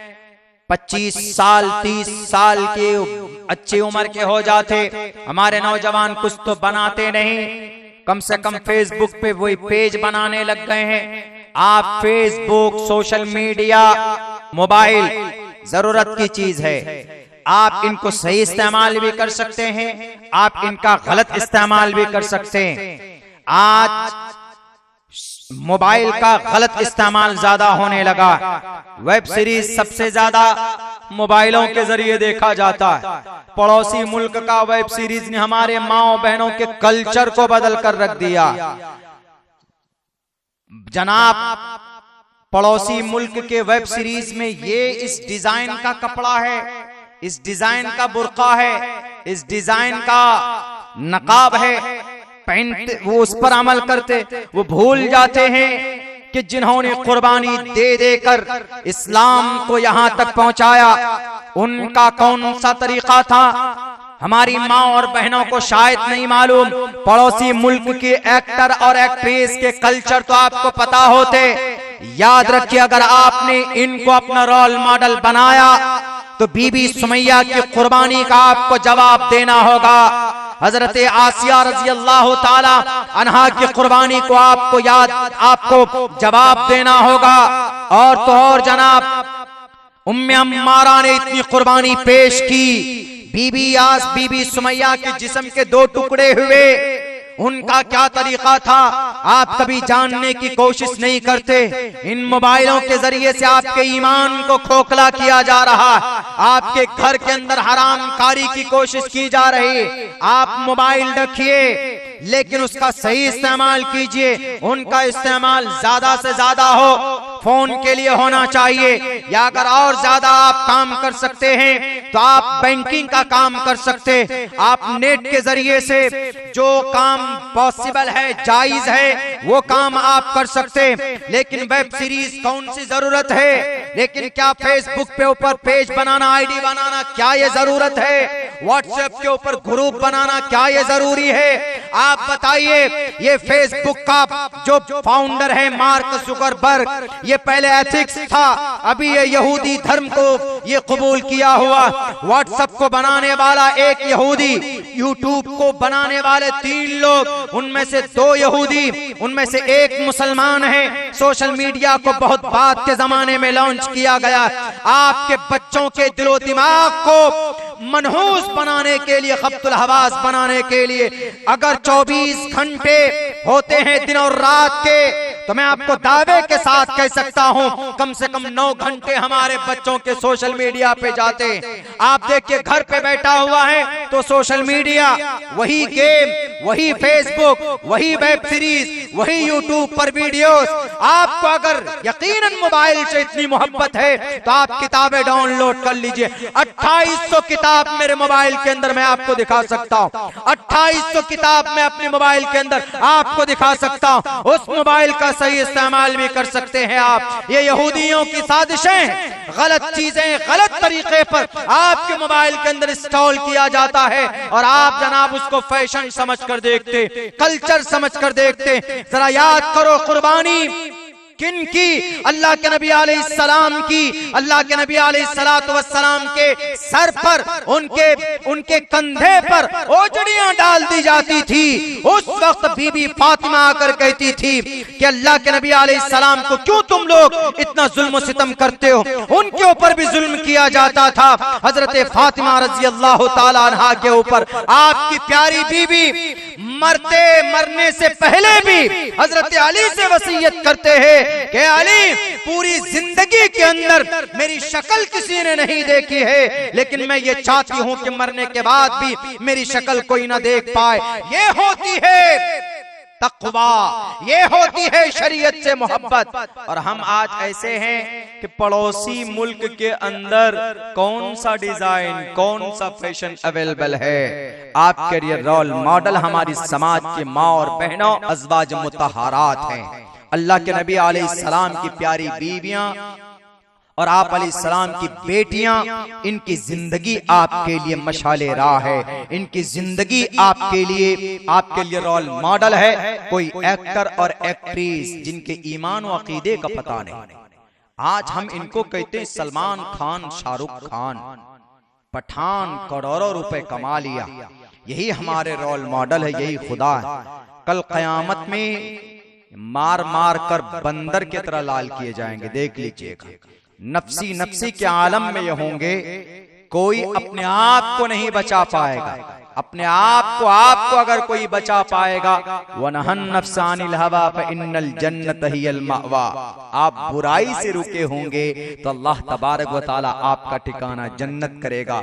लेकिन अगर आप थोड़ी सी बुराई आपके अंदर पाई जाती है, आपका अमालनामा बाएं हाथ में दिया गया है, व अम्मा मन ऊतिय किताबहु बिशिमालिही, आपके बाएं हाथ में अगर अमालनामा दिया गया, परेशान होंगे, ये मिलता ही नहीं हमको, इसलिए कि जहन्नम का सर्टिफिकेट वो होगा। अगर उस हालत में कोई बचाने के लिए आएगा, बताओ ये फिल्मी दुनिया के ये मजूसी, ये फिल्मी दुनिया के ये बेईमान लोग या आपको बचाने आएंगे? खुद कहेगा या रब्बी नफ्सी नफ्सी, या रब्बी नफ्सी नफ्सी। उस वक्त आपको अगर कोई बचाने के लिए आएगा, सारे दुनिया, सारे अंबिया एक तरफ या रब्बी नफ्सी नफ्सी कह रहे होंगे। वयक़ूलु आदमु सफ़ीयुल्लाहि यौमल क़ियामा, वयक़ूलु आदमु सफ़ीयुल्लाहि यौमल क़ियामा, या रब्बी नफ्सी नफ्सी। वयक़ूलु नूह नजीयुल्लाहि यौमल क़ियामा, या रब्बी नफ्सी नफ्सी। वयक़ूलु दाऊद खलीफतुल्लाहि यौमल क़ियामा, या रब्बी नफ्सी नफ्सी। वयक़ूलु सुलैमान साहिबुल ममलकति यौमल क़ियामा, या रब्बी नफ्सी नफ्सी। वयक़ूलु इब्राहीम खलीलुल्लाहि यौमल क़ियामा, या रब्बी नफ्सी नफ्सी। वयक़ूलु इस्माईल ज़बीहुल्लाहि यौमल क़ियामा, या रब्बी नफ्सी नफ्सी। वयक़ूलु यूसुफ सिद्दीक़ुल्लाहि यौमल क़ियामा, या रब्बी नफ्सी नफ्सी। वयक़ूलु मूसा कलीमुल्लाहि यौमल क़ियामा, या रब्बी नफ्सी नफ्सी। वयक़ूलु ईसा रूहुल्लाहि यौमल क़ियामा, या रब्बी नफ्सी नफ्सी। वयक़ूलु रसूलुना व नबियुना व हादियुना शफीउना मुहम्मदुन सल्लल्लाहु अलैहि वसल्लम यौमल क़ियामा, या रब्बी उम्मती, या रब्बी उम्मती। हमारे नबी कह रहे होंगे, सारे लोग एक तरफ या रब्बी नफ्सी नफ्सी, हमारे नबी एक तरफ से आवाज आ रही होगी, या रब्बी उम्मती, या रब्बी उम्मती। मेरे नौजवानों, इसलिए अपनी जवानी को सही जगह पर लगाइए। ये बहुत मुनासिब वक्त है आपके लिए। ये जो जवानी है, बहुत अल्लाह इसकी इबादत को, इस वक्त की इबादत को पसंद करता है। हम लोग नमाज पढ़ते हैं, हमारे हिंदू भाई कहीं कहीं ऑब्जेक्शन करते हैं नमाज पढ़ते हैं। एक मंत्र है, श्री रामचंद्र जी के साथी, कौन? श्री रामचंद्र जी के खादिम समझिए, बजरंग बली जी, हनुमान जी। हनुमान जी एक मर्तबा श्री रामचंद्र जी से पूछे, हमारे हिंदू भाई हैं तो साष्टांग इसको बोलते हैं, मैं पढ़ने जा रहा हूं, साष्टांग उसको बोलते हैं। हमारे हिंदू भाई साष्टांग जानते हैं, लेकिन उसका तरीका और तरतीब क्या है वो नहीं जानते। तो श्री रामचंद्र जी से हनुमान जी ने कहा, हनुमान जी पता है श्री रामचंद्र जी की बीवी सीता, इन्हीं के नाम पर सीतामढ़ी है बिहार में एक जगह, नेपाल और बिहार बॉर्डर पर है। अभी इसी महीने की किसी तारीख में मैं वहां पहुंचा था, सीतामढ़ी बॉर्डर होकर मैं नेपाल गया था। सीता की मढ़ी, सीता मढ़ी, सीता रामचंद्र जी की बीवी जंगल में रहते थे वनवास काटने के लिए। एक लंबा वाकया है, उधर नहीं जाऊंगा। इनकी बीवी का अपहरण कर लिया एक विलन, रावण जिसको बोलते हैं, विलन ही बोलेंगे, गुंडा राक्षस है वो। तो अब रावण लेकर चला गया, श्री रामचंद्र जी परेशान, किधर गया, कौन लेके गया। यहां से एक बात ये समझ में आती है मेरे हिंदू भाइयों, श्री रामचंद्र जी खुदा नहीं थे, मर्यादा पुरुषोत्तम थे, यानी महान व्यक्ति थे, खुदा नहीं कह सकते। अगर खुदा होते तो खुदा को पता होता है कि सीता को किधर लेके गया। तब जाकर श्री रामचंद्र जी किसके पास गए, जंगल में ढूंढे, सुखदेव के पास गए, वानरों का सरदार सुखदेव के पास। सुखदेव के पास गए, जाकर ये कहा कि मेरी बीवी के साथ ऐसा ऐसा हुआ। तो सुखदेव के पास जो वानर थे, वानर मतलब बंदर को कहा जाता, वानर का में सबसे टॉप, सबसे अच्छा हनुमान जी थे। इसी हनुमान जी को सुखदेव ने कहा, ए राम, इसको लेकर जाइए, ये आपकी मदद करेंगे। और उस सुखदेव ने जो हनुमान जी को दिया, और हनुमान जी के अंदर ताकत थी, महावीर विक्रम बजरंगी। हनुमान चालीसा में पढ़ते हैं, तीसरे लाइन पे ही है, महावीर विक्रम बजरंगी कुमति निवार सुमति के संगी। हमारे हिंदू भाई पढ़ते ना गेस्ट में, अजान के गेस्ट में पढ़ते हैं हमारे कुछ नौजवान, कुछ फसादी नौजवान। नॉर्मल हिंदू भाई नहीं पढ़ते, कुछ फसादी नौजवान हैं, तैयार किए गए हैं इस देश के अंदर में लड़ाई के लिए, झगड़ा के लिए, दंगा के लिए।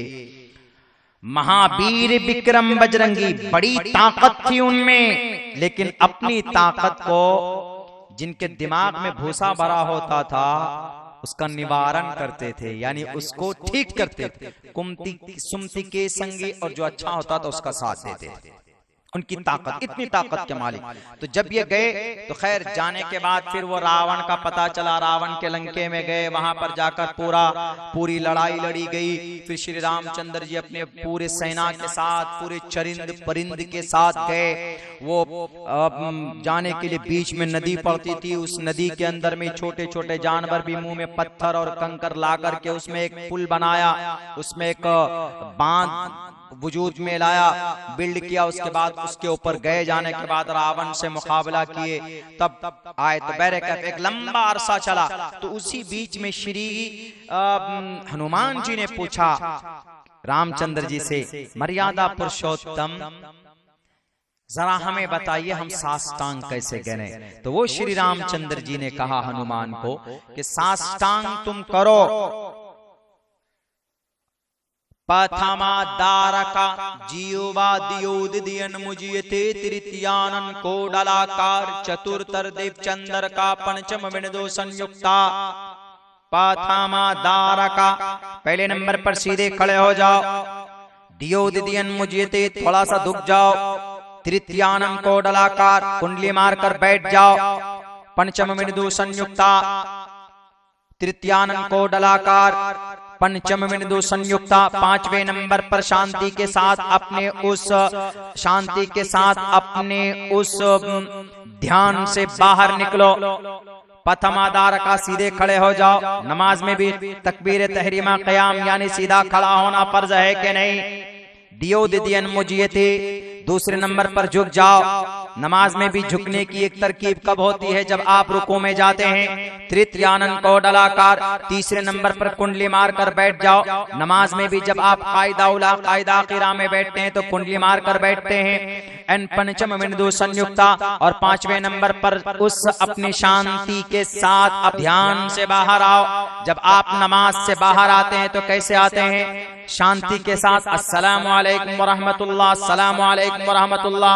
नमाज की कुछ न कुछ बिगड़ी हुई शक्ल इस साष्टांग के अंदर पाया जाता है कि नहीं पाया जाता?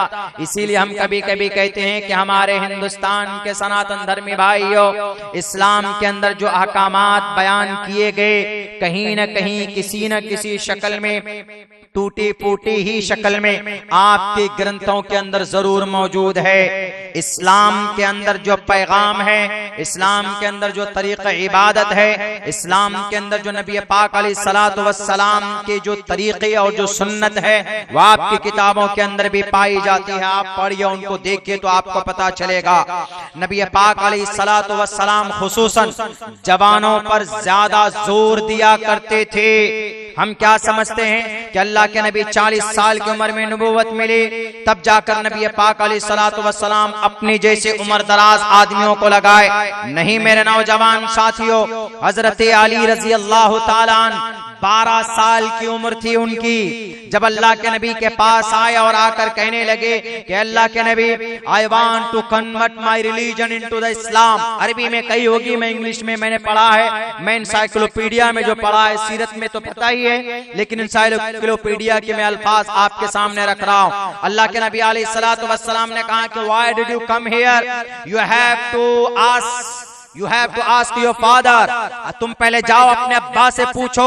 उस वक्त अल्लाह के नबी के सरपरस्त ख्वाजा अबू तालिब थे। अल्लाह के नबी बन गए, लेकिन ख्वाजा अबू तालिब अभी सरपरस्त हैं। ख्वाजा अबू तालिब के बेटे अली 12 साल की उम्र में अल्लाह के नबी के दरबार में आकर पूछते हैं कि अल्लाह के नबी, I want to convert my religion into the Islam, मैं मुसलमान बनना चाहता। आपको जो पैगाम मिला है अल्लाह की तरफ से, मैं उसको कबूल करना चाहता हूँ। मेरे नौजवानों, पता है हजरत अली रजी अल्लाह ताला अन्हु उस वक्त 12 साल की उम्र में अल्लाह के नबी ने जब सवाल किया कि जाओ बाप से पूछो कि तुम मुसलमान बनोगे कि नहीं बनोगे, तुमको जिस बाप ने तुम्हारी परवरिश की, तुमको पैदा करके इतना बड़ा किया, उस बाप से पूछना तुम्हारे लिए जरूरी है। तो हजरत अली का जवाब सुनिए। हजरत अली कहते हैं कि अल्लाह के नबी, ए मोहम्मदुर रसूलुल्लाह, क्यों मुझे किसने पैदा किया? कहा कि पैदा करने वाली जात तो अल्लाह की है। कहा अच्छा एक बात बताइए, जिस वक्त अल्लाह ने मुझे पैदा किया या करने का इरादा किया था तो मेरे बाप से मशवरा किया था, अबू तालिब से पूछा था? कहा कि नहीं पूछा था। कहा कि जब अल्लाह ने पैदा करते समय नहीं पूछा मेरे बाप से, तो मैं उस अल्लाह के दीन को कबूल करने के लिए मैं अपने बाप से क्यों पूछूं? 12 साल की उम्र है। ये जहानत हमारे सहाबा में 12 साल की उम्र में, वो छोड़िए छोटे छोटे 2 सहाबा, छोटे सहाबी बोलेंगे, सगाइर में से किबार सहाबा नहीं, सिगार सहाबा। एक की उम्र 13 साल, एक की उम्र 14 साल। हमारा बच्चा 13-14 साल में सैमसंग, मोटोरोला, नोकिया, कौन से मोबाइल में ज्यादा बेहतर सेल्फी अच्छी आती है वही मोबाइल खरीदेंगे। इन्हीं में रिसर्च करते हैं, इन्हीं में मेहनत करते हैं। लेकिन देखिए मास एंड मॉबिस 2 सहाबी है, छोटे छोटे हैं, जंग बद्र के मैदान में इस उम्मत को के अंदर सबसे ज्यादा तकलीफ मोहम्मद रसूलुल्लाह सल्लल्लाहु अलैहि वसल्लम को किसने दी? अबू जहल ने दी। सबसे ज्यादा तकलीफ उसी ने पहुंचाई। वो आगे आगे रहता था, और भी थे गुरु घंटाल, कौन? उत्बा, शैबा, वलीद, हंजला, मुगीरा, नजर बिन हारिस, हारिस बिन नजर, ये सब थे। लेकिन अबू जहल आगे रहता था, खुलकर मुखालफत करता था नबी पाक अलैहिस्सलाम। लेकिन अल्लाह के नबी के बारे में अकीदा क्या था? उसका अकीदा ये था कि मोहम्मद सही बोलता है, झूठा नहीं है। चूंकि जंगे बद्र में एक आदमी ने करीब से जाकर पूछा, अबू जहल ये बताओ कि अच्छा मोहम्मद झूठा है कि सच? आज यहाँ कोई नहीं है, हम और तुम ही है।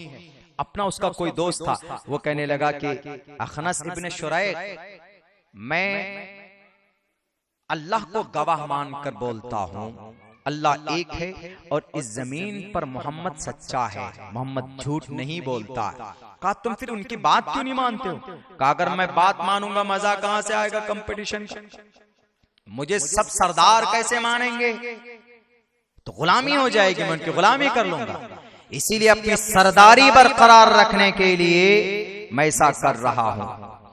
हर मकाम पर नबी के रास्ते पर रोड़े डालने वाला अबू जहल, इस अबू जहल का खात्मा किसने किया मेरे प्यारे, मेरे नौजवानों? दो छोटे बच्चों ने, एक की उम्र 13 साल, एक की उम्र 14 साल, नाम मुआज एंड मुआविज। जंगे बद्र है। अबू जहल अपने लाओ लश्कर लेकर पहुंचा मदीने में, करीब में बद्र के मैदान में। सहाबा इकराम 313 हैं, एक सहाबी बीच में और दोनों तरफ ये दोनों बच्चे।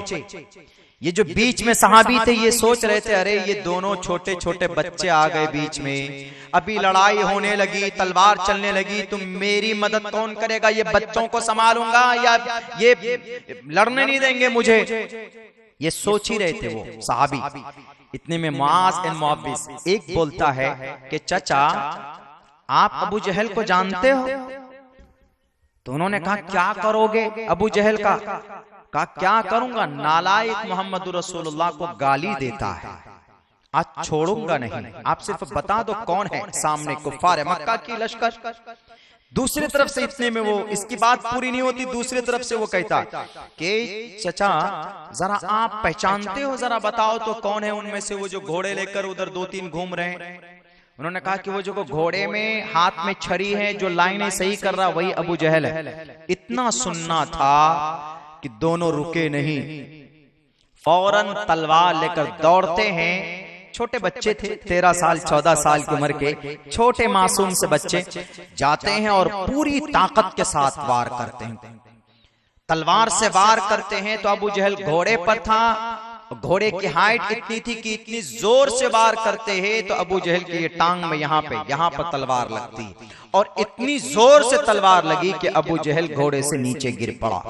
इतने में अबू जहल के बेटों ने देखा कि अरे उनके अब्बा के ऊपर हमला हो गया। फौरन उनके बेटे आए और इन दोनों मुआज एंड मुआविज के ऊपर पिल पड़े। ये बच्चे एक की गर्दन कट गई और जख्मों से चूर चूर हो गए ये बच्चे दोनों शहीद तो हो गए, लेकिन अबू जहल को 75% मार दिया था, वो उठ नहीं पा रहा था। बद्र के मैदान में ये हिम्मत थी, ये जुर्अत थी 13 और 14 साल के अंदर हमारे सहाबा की। मैं ये नहीं कहता कि आप तलवार लेकर जंग के मैदान में निकलो, मैं ये कहता हूं कि दीन से, शरीयत से उनको कितनी मोहब्बत थी, अल्लाह के नबी अलैहिस्सलाम की सुन्नत से कितनी मोहब्बत थी। एक आदमी गुस्ताख रसूल, एक आदमी रसूलुल्लाह को गाली बकता है, तो वो छोटे बच्चे इतने समझदार, उनको इतनी पहचान शरीयत के बारे में वो सुनना गवारा नहीं करते थे। और आज हम हैं कि हम आज अल्लाह के नबी की सुन्नत को ही नहीं जानते कि अल्लाह के नबी की सुन्नत क्या है। हम खाएं तो खाने में सुन्नत क्या है, हम सोएं तो सोने में सुन्नत क्या है, हम और काम करें 24 घंटे की जिंदगी गुजारें तो नबी पाक अलैहिस्सलातु वस्सलाम की सुन्नत क्या है हम नहीं जानते। मुआज एंड मुआविज 13 और 14 साल की उम्र में इस उम्मत के फिरौन का खात्मा करता है। मेरे नौजवानों, 16 साल की उम्र का बच्चा क्या होता है?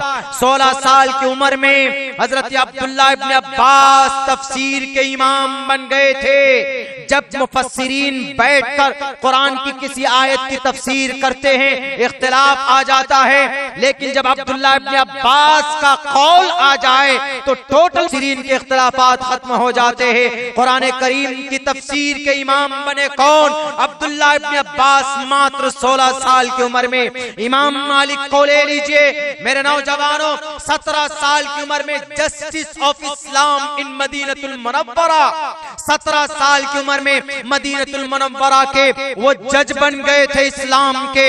और तो और अभी तारीख के करीब के तारीख के अंदर ज्यादा दूर मत जाइए, हज्जाज बिन यूसुफ का भतीजा वलीद बिन अब्दुल मलिक के जमाने में राजा ताहिर को भारत के अंदर शिकस्त देने वाला, बाद हिंदुस्तान के हिंदू भाई कहते हैं कि राजा ताहिर पर जुल्म किया था मोहम्मद बिन कासिम अस्सक्फी ने। मोहम्मद बिन कासिम अस्सक्फी की उम्र 17 साल थी। मोहम्मद बिन कासिम अस्सक्फी जिन्होंने इस देश के अंदर इस्लाम का झंडा नहीं बल्कि कामयाबी का झंडा पहली मर्तबा गाड़ दिया था वो मोहम्मद बिन कासिम थे, जिनकी उम्र सिर्फ 17 साल थी। राजा दाहिर ने लूटा था। पहले कुछ केरला का कालीकट का कोई बादशाह इस्लाम से मुतासिर होकर अमीरुल मोमिनीन वलीद बिन अब्दुल मलिक को कुछ उन्होंने तोहफे ताइफ भेजे थे, तो बीच में सिंध में ये राजा दाहिर ने लूट लिया था। तो राजा दाहिर को खबर भेजा वलीद बिन अब्दुल मलिक ने कि मेरे पास जो दौलत आ रहे थे भारत से, कालीकट से, तुमने क्यों लूटा है? राजा दाहिर ने कहा कि अगर तुम्हारे बाजुओं में ताकत है तो तुम मुझसे लड़ाई करके छीन लो।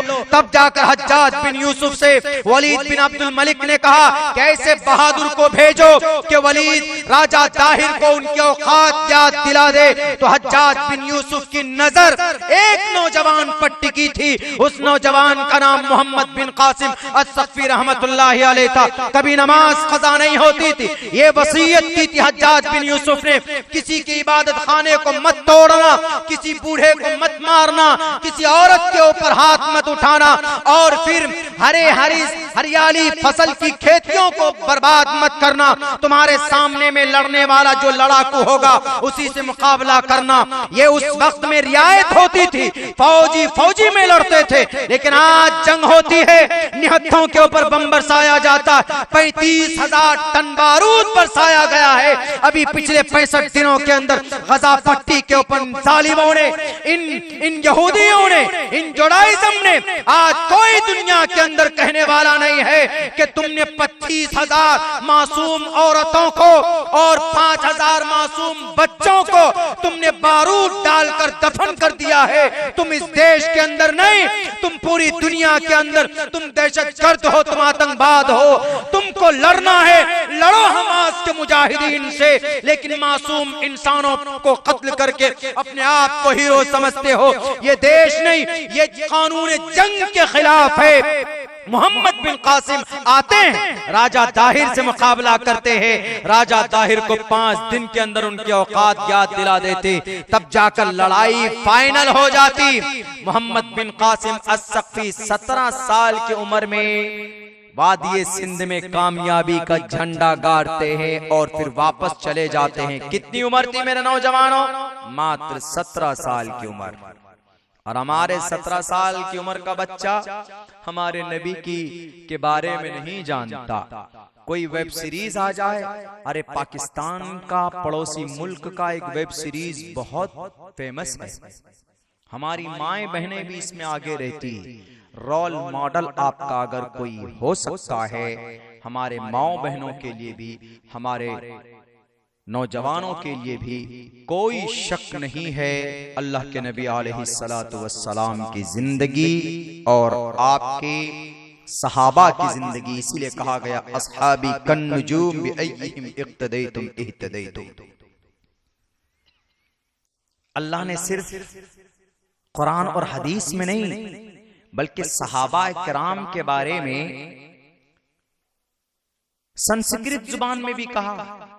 पूरी एशिया महाद्वीप में जो संस्कृत पढ़ने वाले, चतुर्भिर भ्रातृभिर दैव करिष्यामि कलिक्ष्यम, मैंने भी एक हदीस पढ़ी, अस्हाबी कन्नुजुम बिअय्यिहिम इक्तदैतुम इह्तदैतुम।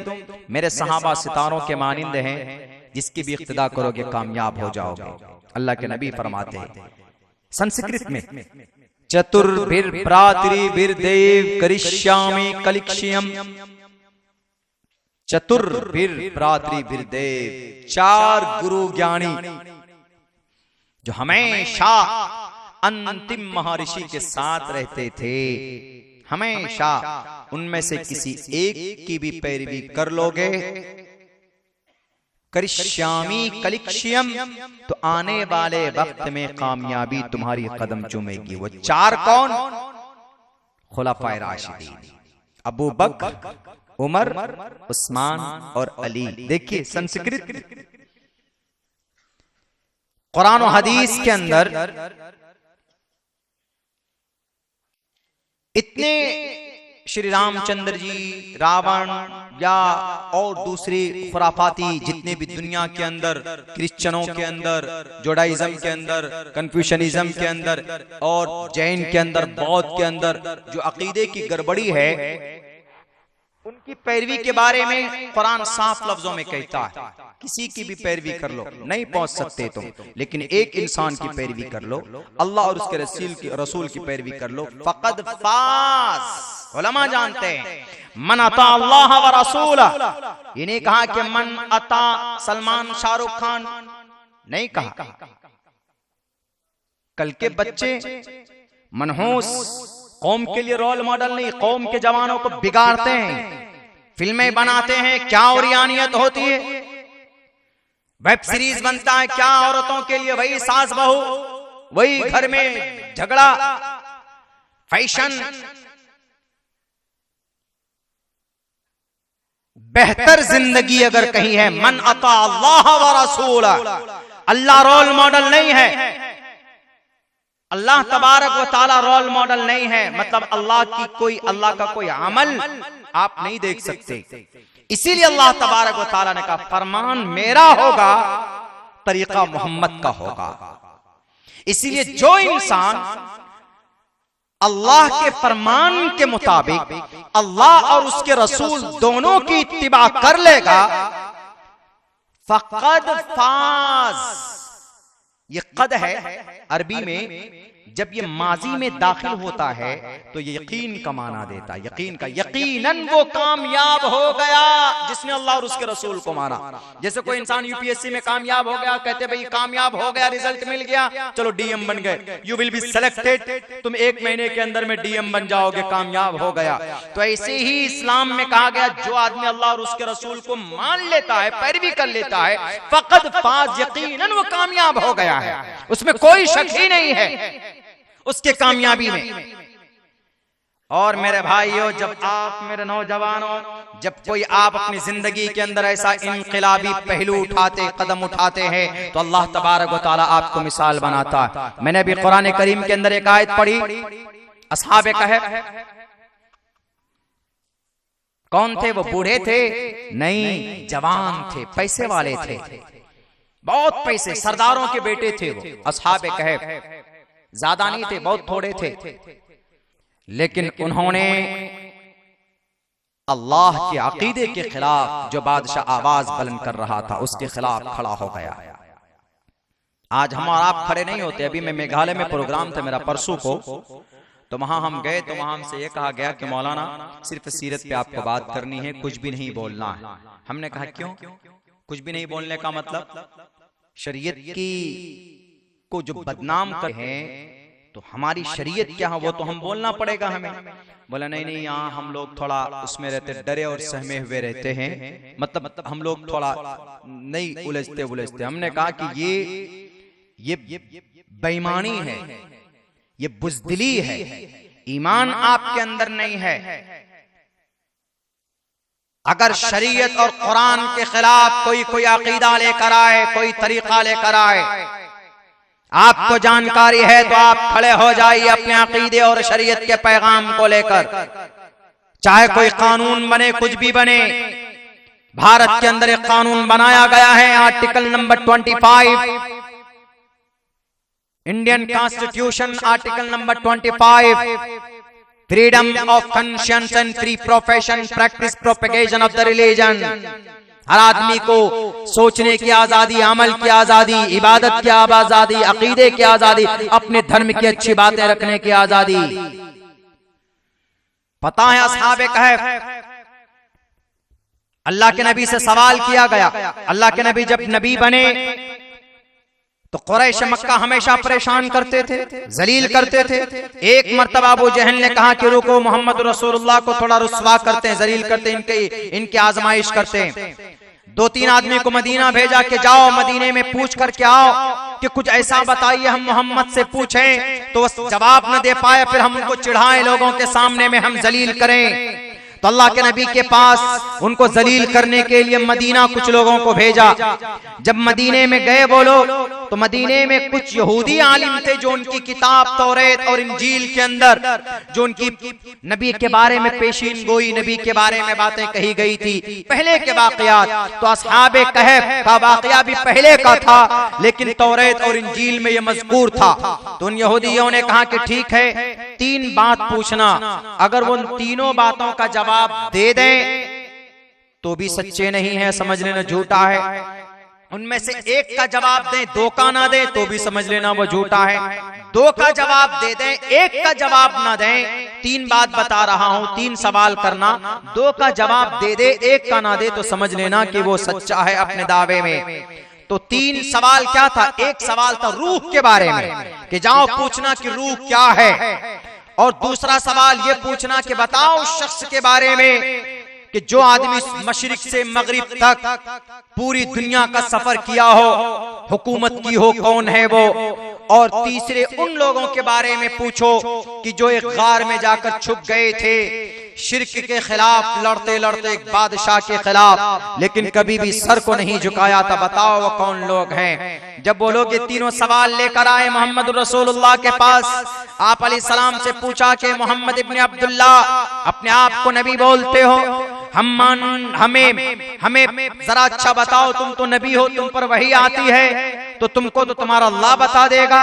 ये तीन सवाल है, रूह क्या है और कौन सा शख्स है जिसने पूरी दुनिया का सफर किया, और तीसरे उन लोगों के बारे में बताओ जो गार में जाकर छुप गए थे। तो अल्लाह के नबी अलैहिस्सलाम ने कहा कि मैं अभी नहीं, मैं कल बताऊंगा।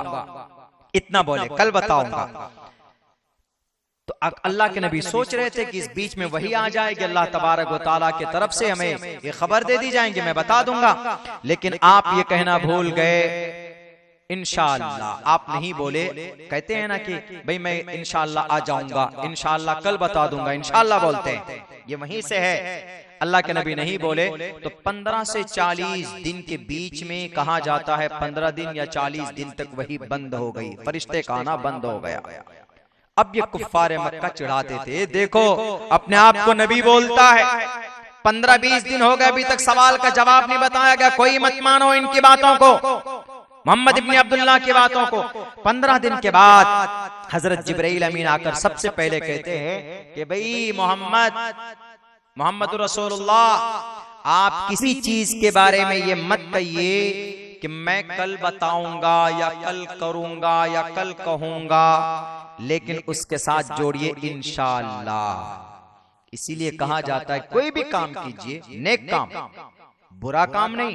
पता चला आप चोरी करने जा रहे और करेंगे इंशाअल्लाह मैं कल चोरी करूंगा, इंशाअल्लाह मैं कल मोबाइल के अंदर पबजी गेम खेलूंगा, इंशाअल्लाह मैं किसी को गाली दूंगा, इंशाअल्लाह मैं शराब पीऊंगा। नहीं, ये नहीं होना चाहिए। नेक काम, अच्छे काम में कि इंशाअल्लाह मैं कल ये काम करूंगा, इंशाअल्लाह मैं कल आऊंगा, इंशाअल्लाह मैं कल बताता हूं, इंशाअल्लाह। वला तक़ूलन्ना लिशैइन इन्नी फ़ाइलुन ज़ालिका गदा इल्ला इन यशा अल्लाह। इंशाअल्लाह बोलिए। तो बैरकत तब वहां पर अल्लाह के नबी अलैहिस्सलाम ने कहा, उन्होंने पूछा था रूह के बारे में, तो अल्लाह तबारक व तआला के जरिए से वही आई, ए नबी आपसे रूह के बारे में पूछते हैं तो आप बोल दीजिए कि रूह मेरे रब की चीज है, मेरे रब का फरमान है। मुकम्मल क्लियर नहीं किया। वयसअलूनका अनिर रूह कुलिर रूह मिन अम्रि रब्बी, इसको मुबहम रखा, यानी उनको समझ में नहीं आया, इस सवाल का जवाब कंप्लीट नहीं हुआ। दूसरा सवाल था कि अस्हाबे कहफ कौन है, तो अस्हाबे कहफ के बारे में अल्लाह तबारक व तआला की तरफ से पूरी सूरत नाजिल की गई 15 पारे के अंदर। मेरे नौजवानों, आप जुमे के दिन फर्स्ट शो देखते हैं फिल्में, जुमे के दिन अगर कोई सूरह कहफ को पढ़ता है, तिलावत करता है, हजरत अली कर्रमल्लाहु वजह फरमाते कि अल्लाह के नबी अलैहिस्सलाम का फरमान है, अगर कोई सूरह कहफ को जुमे के दिन पढ़ता है तो 8 दिन तक हर परेशानी, हर फितना फसाद से अल्लाह उसकी हिफाजत करेगा। अगर दज्जाल भी आ जाए तो दज्जाल के फितने से भी महफूज रखेगा। दूसरी जगह पर है कि अगर कोई सूरह कहफ की 10 आयतों को, शुरू की 10 आयतों को पढ़ता है जुमे के दिन, तो अल्लाह तबारक व तआला उनकी टोटल, अल्लाह तबारक व तआला उनको दज्जाल के फितने से महफूज रखता है। कितने नौजवान हैं जो जुमे के दिन सूरह कहफ की तिलावत करता हो। अल्हम्दुलिल्लाह नाचीज अब्दुल्ला सालिम का मामूल है, जुमे के दिन मैं मुकम्मल तौर पर सूरह कहफ पढ़ने की कोशिश करता हूं, आप भी पढ़ने की कोशिश करो। जहां पर जुमे के दिन फिल्में देखते, जुमे के दिन फिल्म रिलीज की जाती, जुमे के दिन कोई भी वेब सीरीज आपके टोटल वेबसाइट के अंदर अपलोड किया जाता है। क्यों? शनिचर के दिन क्यों नहीं किया जाता, मंगल के दिन क्यों नहीं किया जाता, और संडे के दिन पूरे भारत के अंदर छुट्टी होती है, एशिया महाद्वीप में छुट्टी होती, लेकिन संडे को फिल्में रिलीज नहीं होती है, जुमे के दिन रिलीज की जाती। जरा समझते हैं साजिश, ये साजिश यहूदियों की। फिल्में बनाता डायरेक्टर है, प्रोड्यूसर है, लेकिन उन फिल्मों को रिलीज करने वाली कंपनी होती। हमारे भारत के अंदर जो बॉलीवुड है, इन बॉलीवुड के अंदर टी सीरीज है, वीनस है, और न मालूम कौन कौन सी कंपनी। ये कंपनी डायरेक्टर से करोड़ों में फिल्म खरीद कर फिर ये फैसला करते हैं कि हमें जुमे के दिन ही रिलीज करना। जुमे के दिन वो भी 3 बजे से नहीं, 6 बजे से नहीं, 9 बजे रात से नहीं, बल्कि 12 बजे दिन से ये फिल्में रिलीज की जाती है। साजिश ये है कि जुमे के दिन मुसलमान नमाज पढ़ता है, फिल्में रिलीज करोगे तो तकरीबन 50% नौजवान जुमे की नमाज नहीं पढ़ेगा, फिल्म के हॉल के अंदर नजर आएगा। आपके ईमान को खोखला करने के लिए यहूदियों की तरफ से ये साजिश है। और मार्वल, टी सीरीज, वीनस, ये सारी कंपनियां किनकी? इन यहूदी नालायकों की है। ये लोग आपके ईमान को खोखला करना चाहते। नबी पाक अलैहिस्सलातु वस्सलाम सूरे कहफ नाजिल किया जाता है और कहा गया कि असहाबे कहफ कौन थे।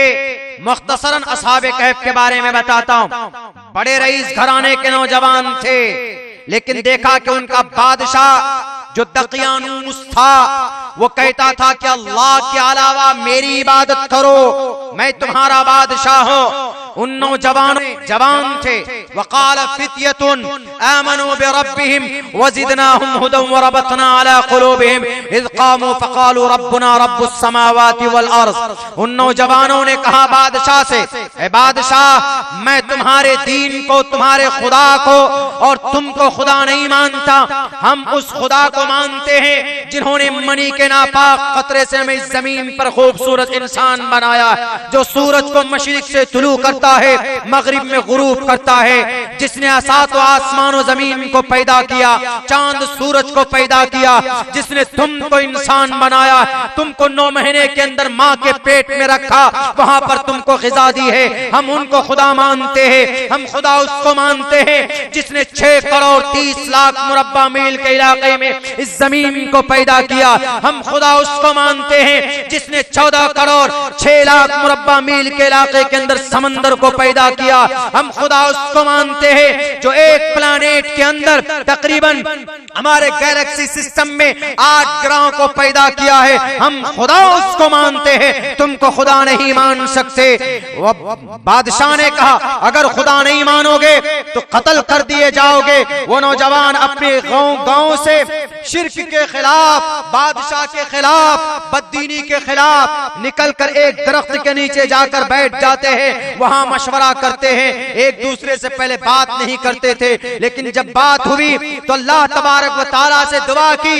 वक़ाल फित्यतुन आमनू बिरब्बिहिम वज़िदनाहुम हुदन वरबतना अला क़ुलूबिहिम। जब आप अल्लाह के लिए अपनी जिंदगी कुर्बान करते हैं तो आप जमीन पर कोई भी दुआ करोगे तो इंशाअल्लाह तबारक व तआला अल्लाह आसमान पर आपकी दुआ को कबूल करेगा।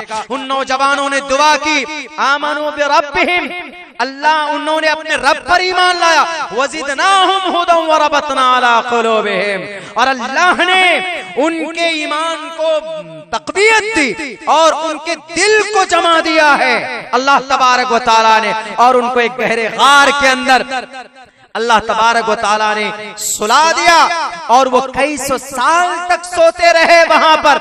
आखिर में कई सौ साल के बाद वो जागते हैं। उनके बाद वो बादशाह, दूसरे बादशाह का जमाना आता है। उन बादशाह को जब पता चलता है, खाने के लिए जब ये जाते हैं, पहले की करेंसी को लेकर बादशाह को पता चलता है कि किसी जमाने का कोई आदमी आया है, उनके पास पुरानी करेंसी मौजूद है। वो बादशाह के पास आप बुलाए जाते हैं। वो बादशाह जो कई सौ साल बाद विराजमान हुए कुर्सी पर आए तो उन्होंने उनके लिए मस्जिद बना कर दी। बहरकैफ इसमें इख्तिलाफात हैं कि वो गार है कहां पर, लेकिन इतना जरूर है जब कोई अल्लाह के लिए कुर्बानी देता है, जब कोई अल्लाह के लिए अपनी जवानी को खर्च करता है, जब कोई अल्लाह के लिए, अल्लाह तबारक व तआला के लिए आवाज बुलंद करता है तो अल्लाह तबारक व तआला इस जमीन पर भी उसकी मदद फरमाते हैं। मेरे नौजवानों, अगर फैसला करो आप कि हम सोशल मीडिया का नाजायज इस्तेमाल नहीं करेंगे, मोबाइल का गलत इस्तेमाल नहीं करेंगे, दुनिया के इन नालायकों, ये बेज़मीर बेईमान लोगों के पीछे अपनी जिंदगी को नहीं डालेंगे, अगर आप तय कर लेते हैं तो इंशाअल्लाह तबारक व तआला अल्लाह तबारक व तआला आपकी जिंदगी के अंदर देखिए कैसी रूहानियत और कैसी तक़वियत अता फरमाता। आज दुआएं हमारी कबूल क्यों नहीं होती? उसकी वजह यही है कि हमारे आमाल बहुत बुरे हो गए। जब हमारा अमल बुरा होता है तो अल्लाह की तरफ से वबाल आता है। ज़हरल फसाद फिल बर्रि वल बहरि बिमा कसबत ऐदिन नास। हम कहते हैं कि अरे फलां जालिम मुसल्लत कर दिया गया है, वही जो 35,000 टन बारूद गिराया गया है, 35,000 टन बारूद पिछले 65-60 दिनों के अंदर में। उस वक्त में आया था मौलाना रफीक साहब की ही निगरानी में वो प्रोग्राम था, उस वक्त शुरू थी। 1 साल से 5 साल की उम्र का बच्चा, कितने छोटे बच्चे होंगे, हार्वर्ड यूनिवर्सिटी उन्होंने उन बच्चों के नाम जारी किए हैं जो रिकॉर्डेड है। जो रिकॉर्ड में नहीं है तो जो मलबे में दबे हुए हैं जो लाशें, उनका तो कोई कहना ही नहीं। 5 से 6 हजार बच्चे हैं जिनकी लाशें मिली है। बच्चे मासूम, बताइए 75 साल पहले इनकी जगह नहीं थी, इनको अपना कोई इनका मकान नहीं था, लेकिन 75 साल के बाद आज इतनी ताकतवर ये हो गए, इतनी ताकतवर ये हो गए कि आज पूरी दुनिया के अंदर सबको अपने कब्जे में इन्होंने ले लिया। मैंने पहले भी शायद ये बात बताई थी, इशारतन आपको एक बात बता दूं, जब कोई आदमी कुरान और सुन्नत पर अमल करता है, अगर कोई काफिर भी उस पर अमल करता है तो दुनियावी एतबार से अल्लाह उसको दुनिया में उसका अच्छा रिजल्ट जरूर दे देते हैं उसको। इन यहूदियों ने दुनियावी एतबार से हमारे कुरान और शरीयत पर कुछ बातों पर उन्होंने अमल किया है, जिसकी वजह से शायद वो आज दुनियावी एतबार से कामयाब है। मुकम्मल तौर पर अमल करते तो इतने जालिम नहीं होते ही। एक काम तो इन्होंने ये किया कि अपने बच्चों को बहुत पढ़ाया, हालांकि इस्लाम में पढ़ाने का पैगाम है। क्या कहा? इक़रा। सबसे पहली वही क्या है? इक़रा। इक़रा, सिर्फ इक़रा ही पढ़ा उन्होंने, बस इक़रा पढ़ो, इसी को लिया उन्होंने, आगे नहीं लिया बिस्मि रब्बिकल लज़ी खलक़। अगर रब का नाम लेकर पढ़ते तो वो इतने जालिम नहीं बनते, वो इतने जाबिर नहीं बनते, वो इतने फासिक नहीं बनते वो। लेकिन इक़रा पर अमल किया उन्होंने, पढ़ाई की, अपने बच्चों को पढ़ाया। सबसे ज्यादा पढ़ा लिखा कौन? यहूदी होता। हमारे बच्चों को बर्बाद करने में कौन आगे? यहूदी आगे। वो अपने ईमान का, मुस्लिम का सबसे बड़ा दुश्मन कौन इस दुनिया के अंदर? यहूदी। पता है आपकी ईमान को कमजोर करने के लिए कितनी मेहनत करते हैं? वो अपने बच्चों को मदरसे में भेजते हैं। एक छोटी सी मिसाल देता हूं, उसके बाद फिर मैं अपनी बात खत्म करता हूं, चूंकि वक्त बहुत हो चला है। मैं भी लंबा सफर करके पहुंचा हूं आपके पास, 2-2, 3-3 फ्लाइट चेंज करके तब यहां तक पहुंचते हैं। गुजरात आने में कई एयरपोर्ट क्रॉस करके पहुंचना पड़ता, तभी पहुंच पाते हैं। 2 दिन का सफर में यहां तक पहुंच पाया हूं मैं। तो इस्लाम की रूहानी ताकत को मिटाने के लिए वो लोग अपने बच्चों को मदरसे में भेजते हैं। एक यहूदी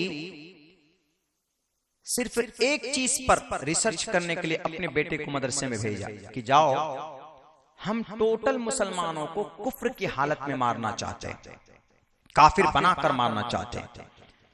तो किसी ने कहा कि भाई ये तहकीक तो तुम कुरान और हदीस से नहीं कर सकते, तुम मदरसे में भेजो अपने बच्चे को। तो वो यहूदी अपने बेटे को मदरसे में भेजता है। उसका बच्चा पढ़ने के बाद 7 साल 8 साल 9 साल पढ़कर जब आता है, आने के बाद तब कहता है कि हाँ बताओ जरा, 8 साल 9 साल की कुर्बानी दे दी, हमारा बच्चा कुछ नहीं, हमारा बच्चा फैशन, हमारा बच्चा बस सोशल मीडिया, हमारा बच्चा बस मोबाइल। मेरे भाइयों 9 साल की कुर्बानी उस बच्चे ने दी, आलिम बनकर आया।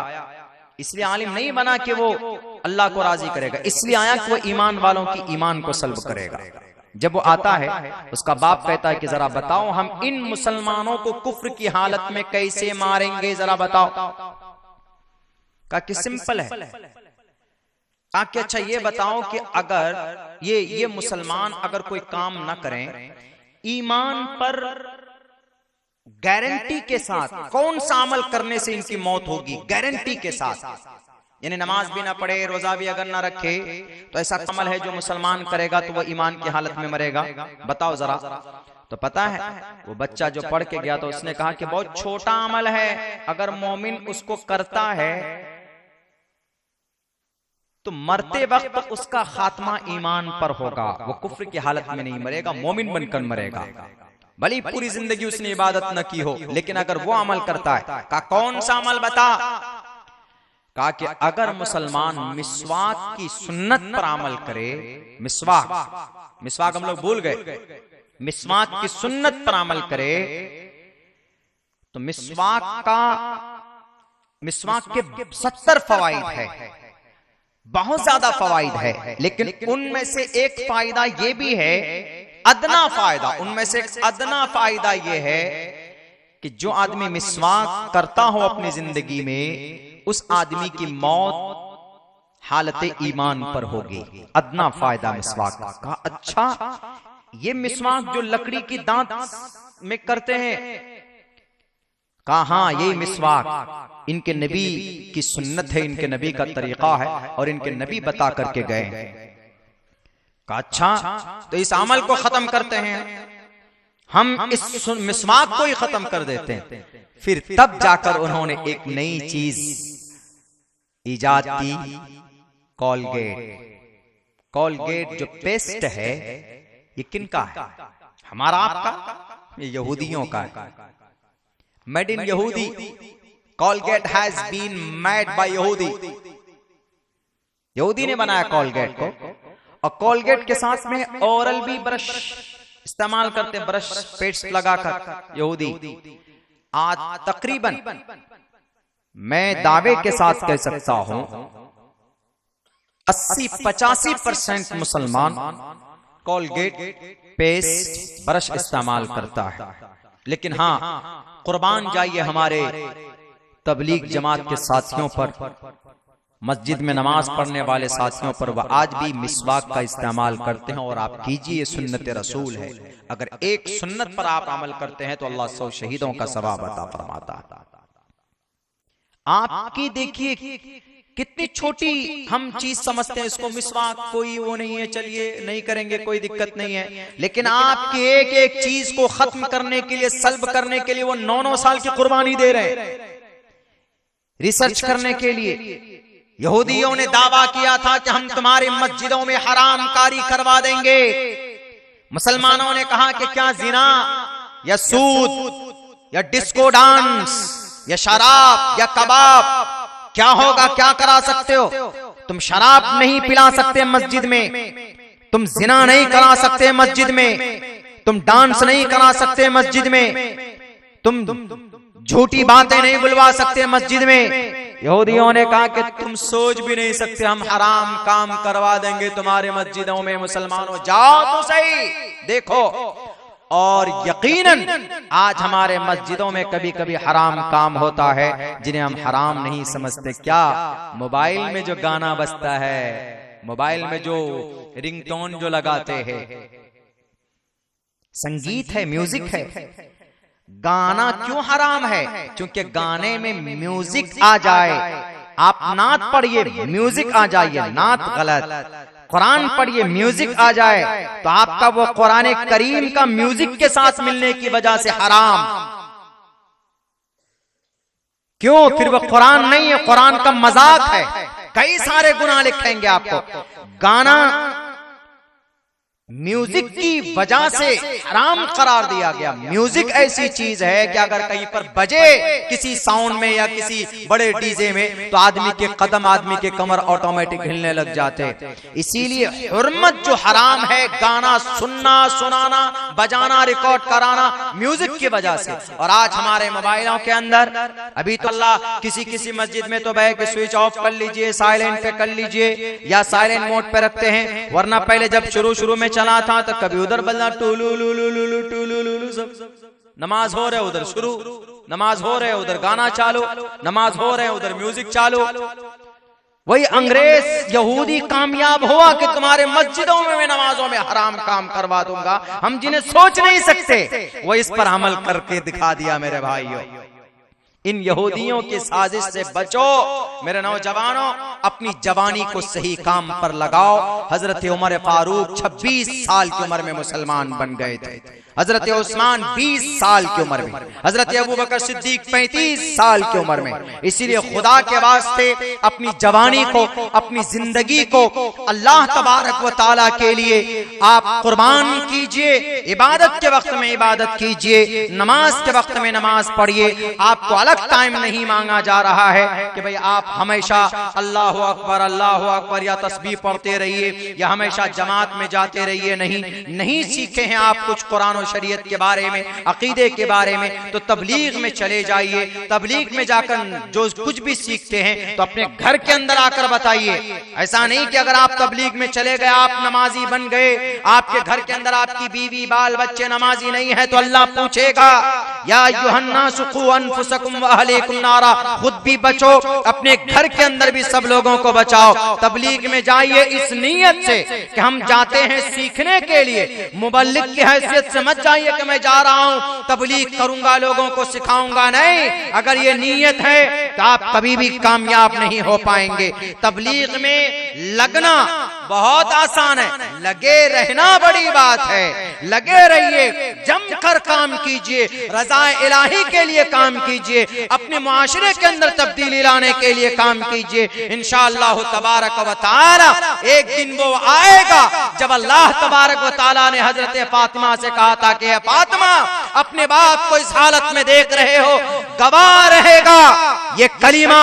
अल्लाह तबारक व तआला कयामत आने से पहले हर कच्चे पक्के मकान तक दाखिल करा देगा। हम और आप भी अगर उसका जरिया और सबब बन जाए तो मेरे भाइयों जिंदगी सवर जाएगी।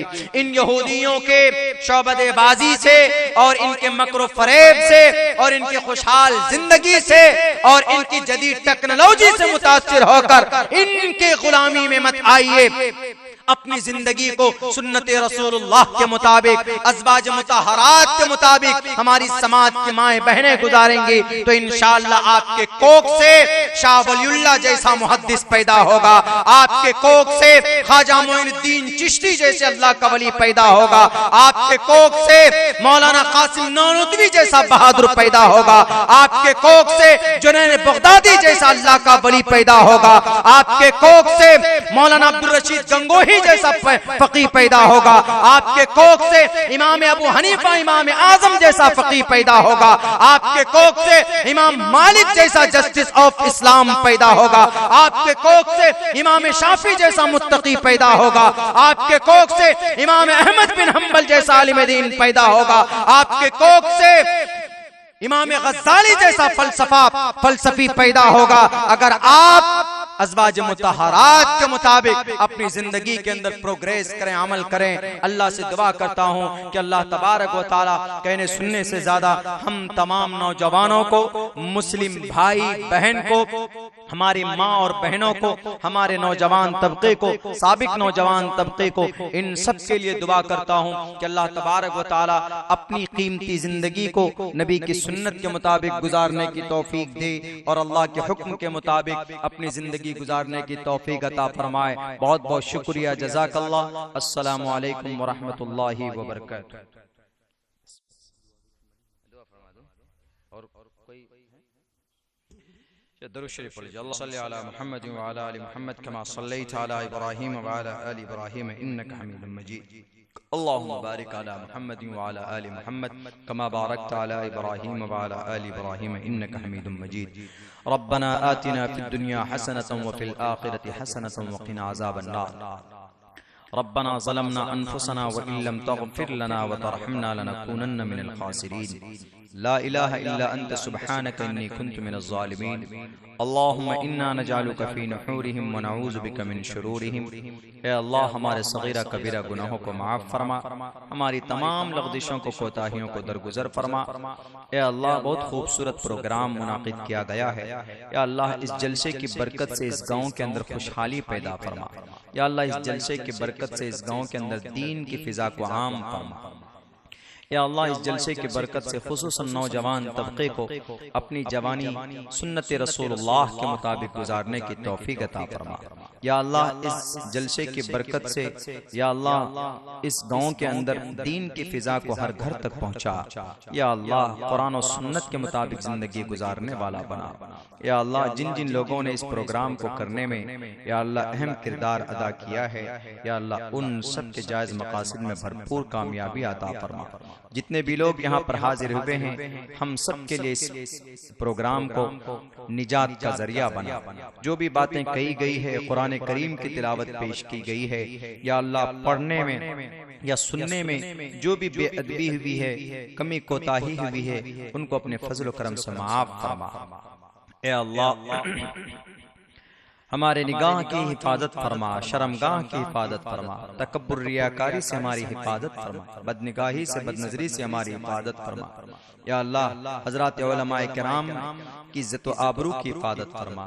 वो दीन की तबलीग के लिए या अल्लाह दीन की इल्म को आगे करने के लिए मदारिस में मेहनत करते हैं, मकातिब में मेहनत करते हैं। उनकी मेहनत उनकी कद्दो काविश को कबूल मंजूर फरमा।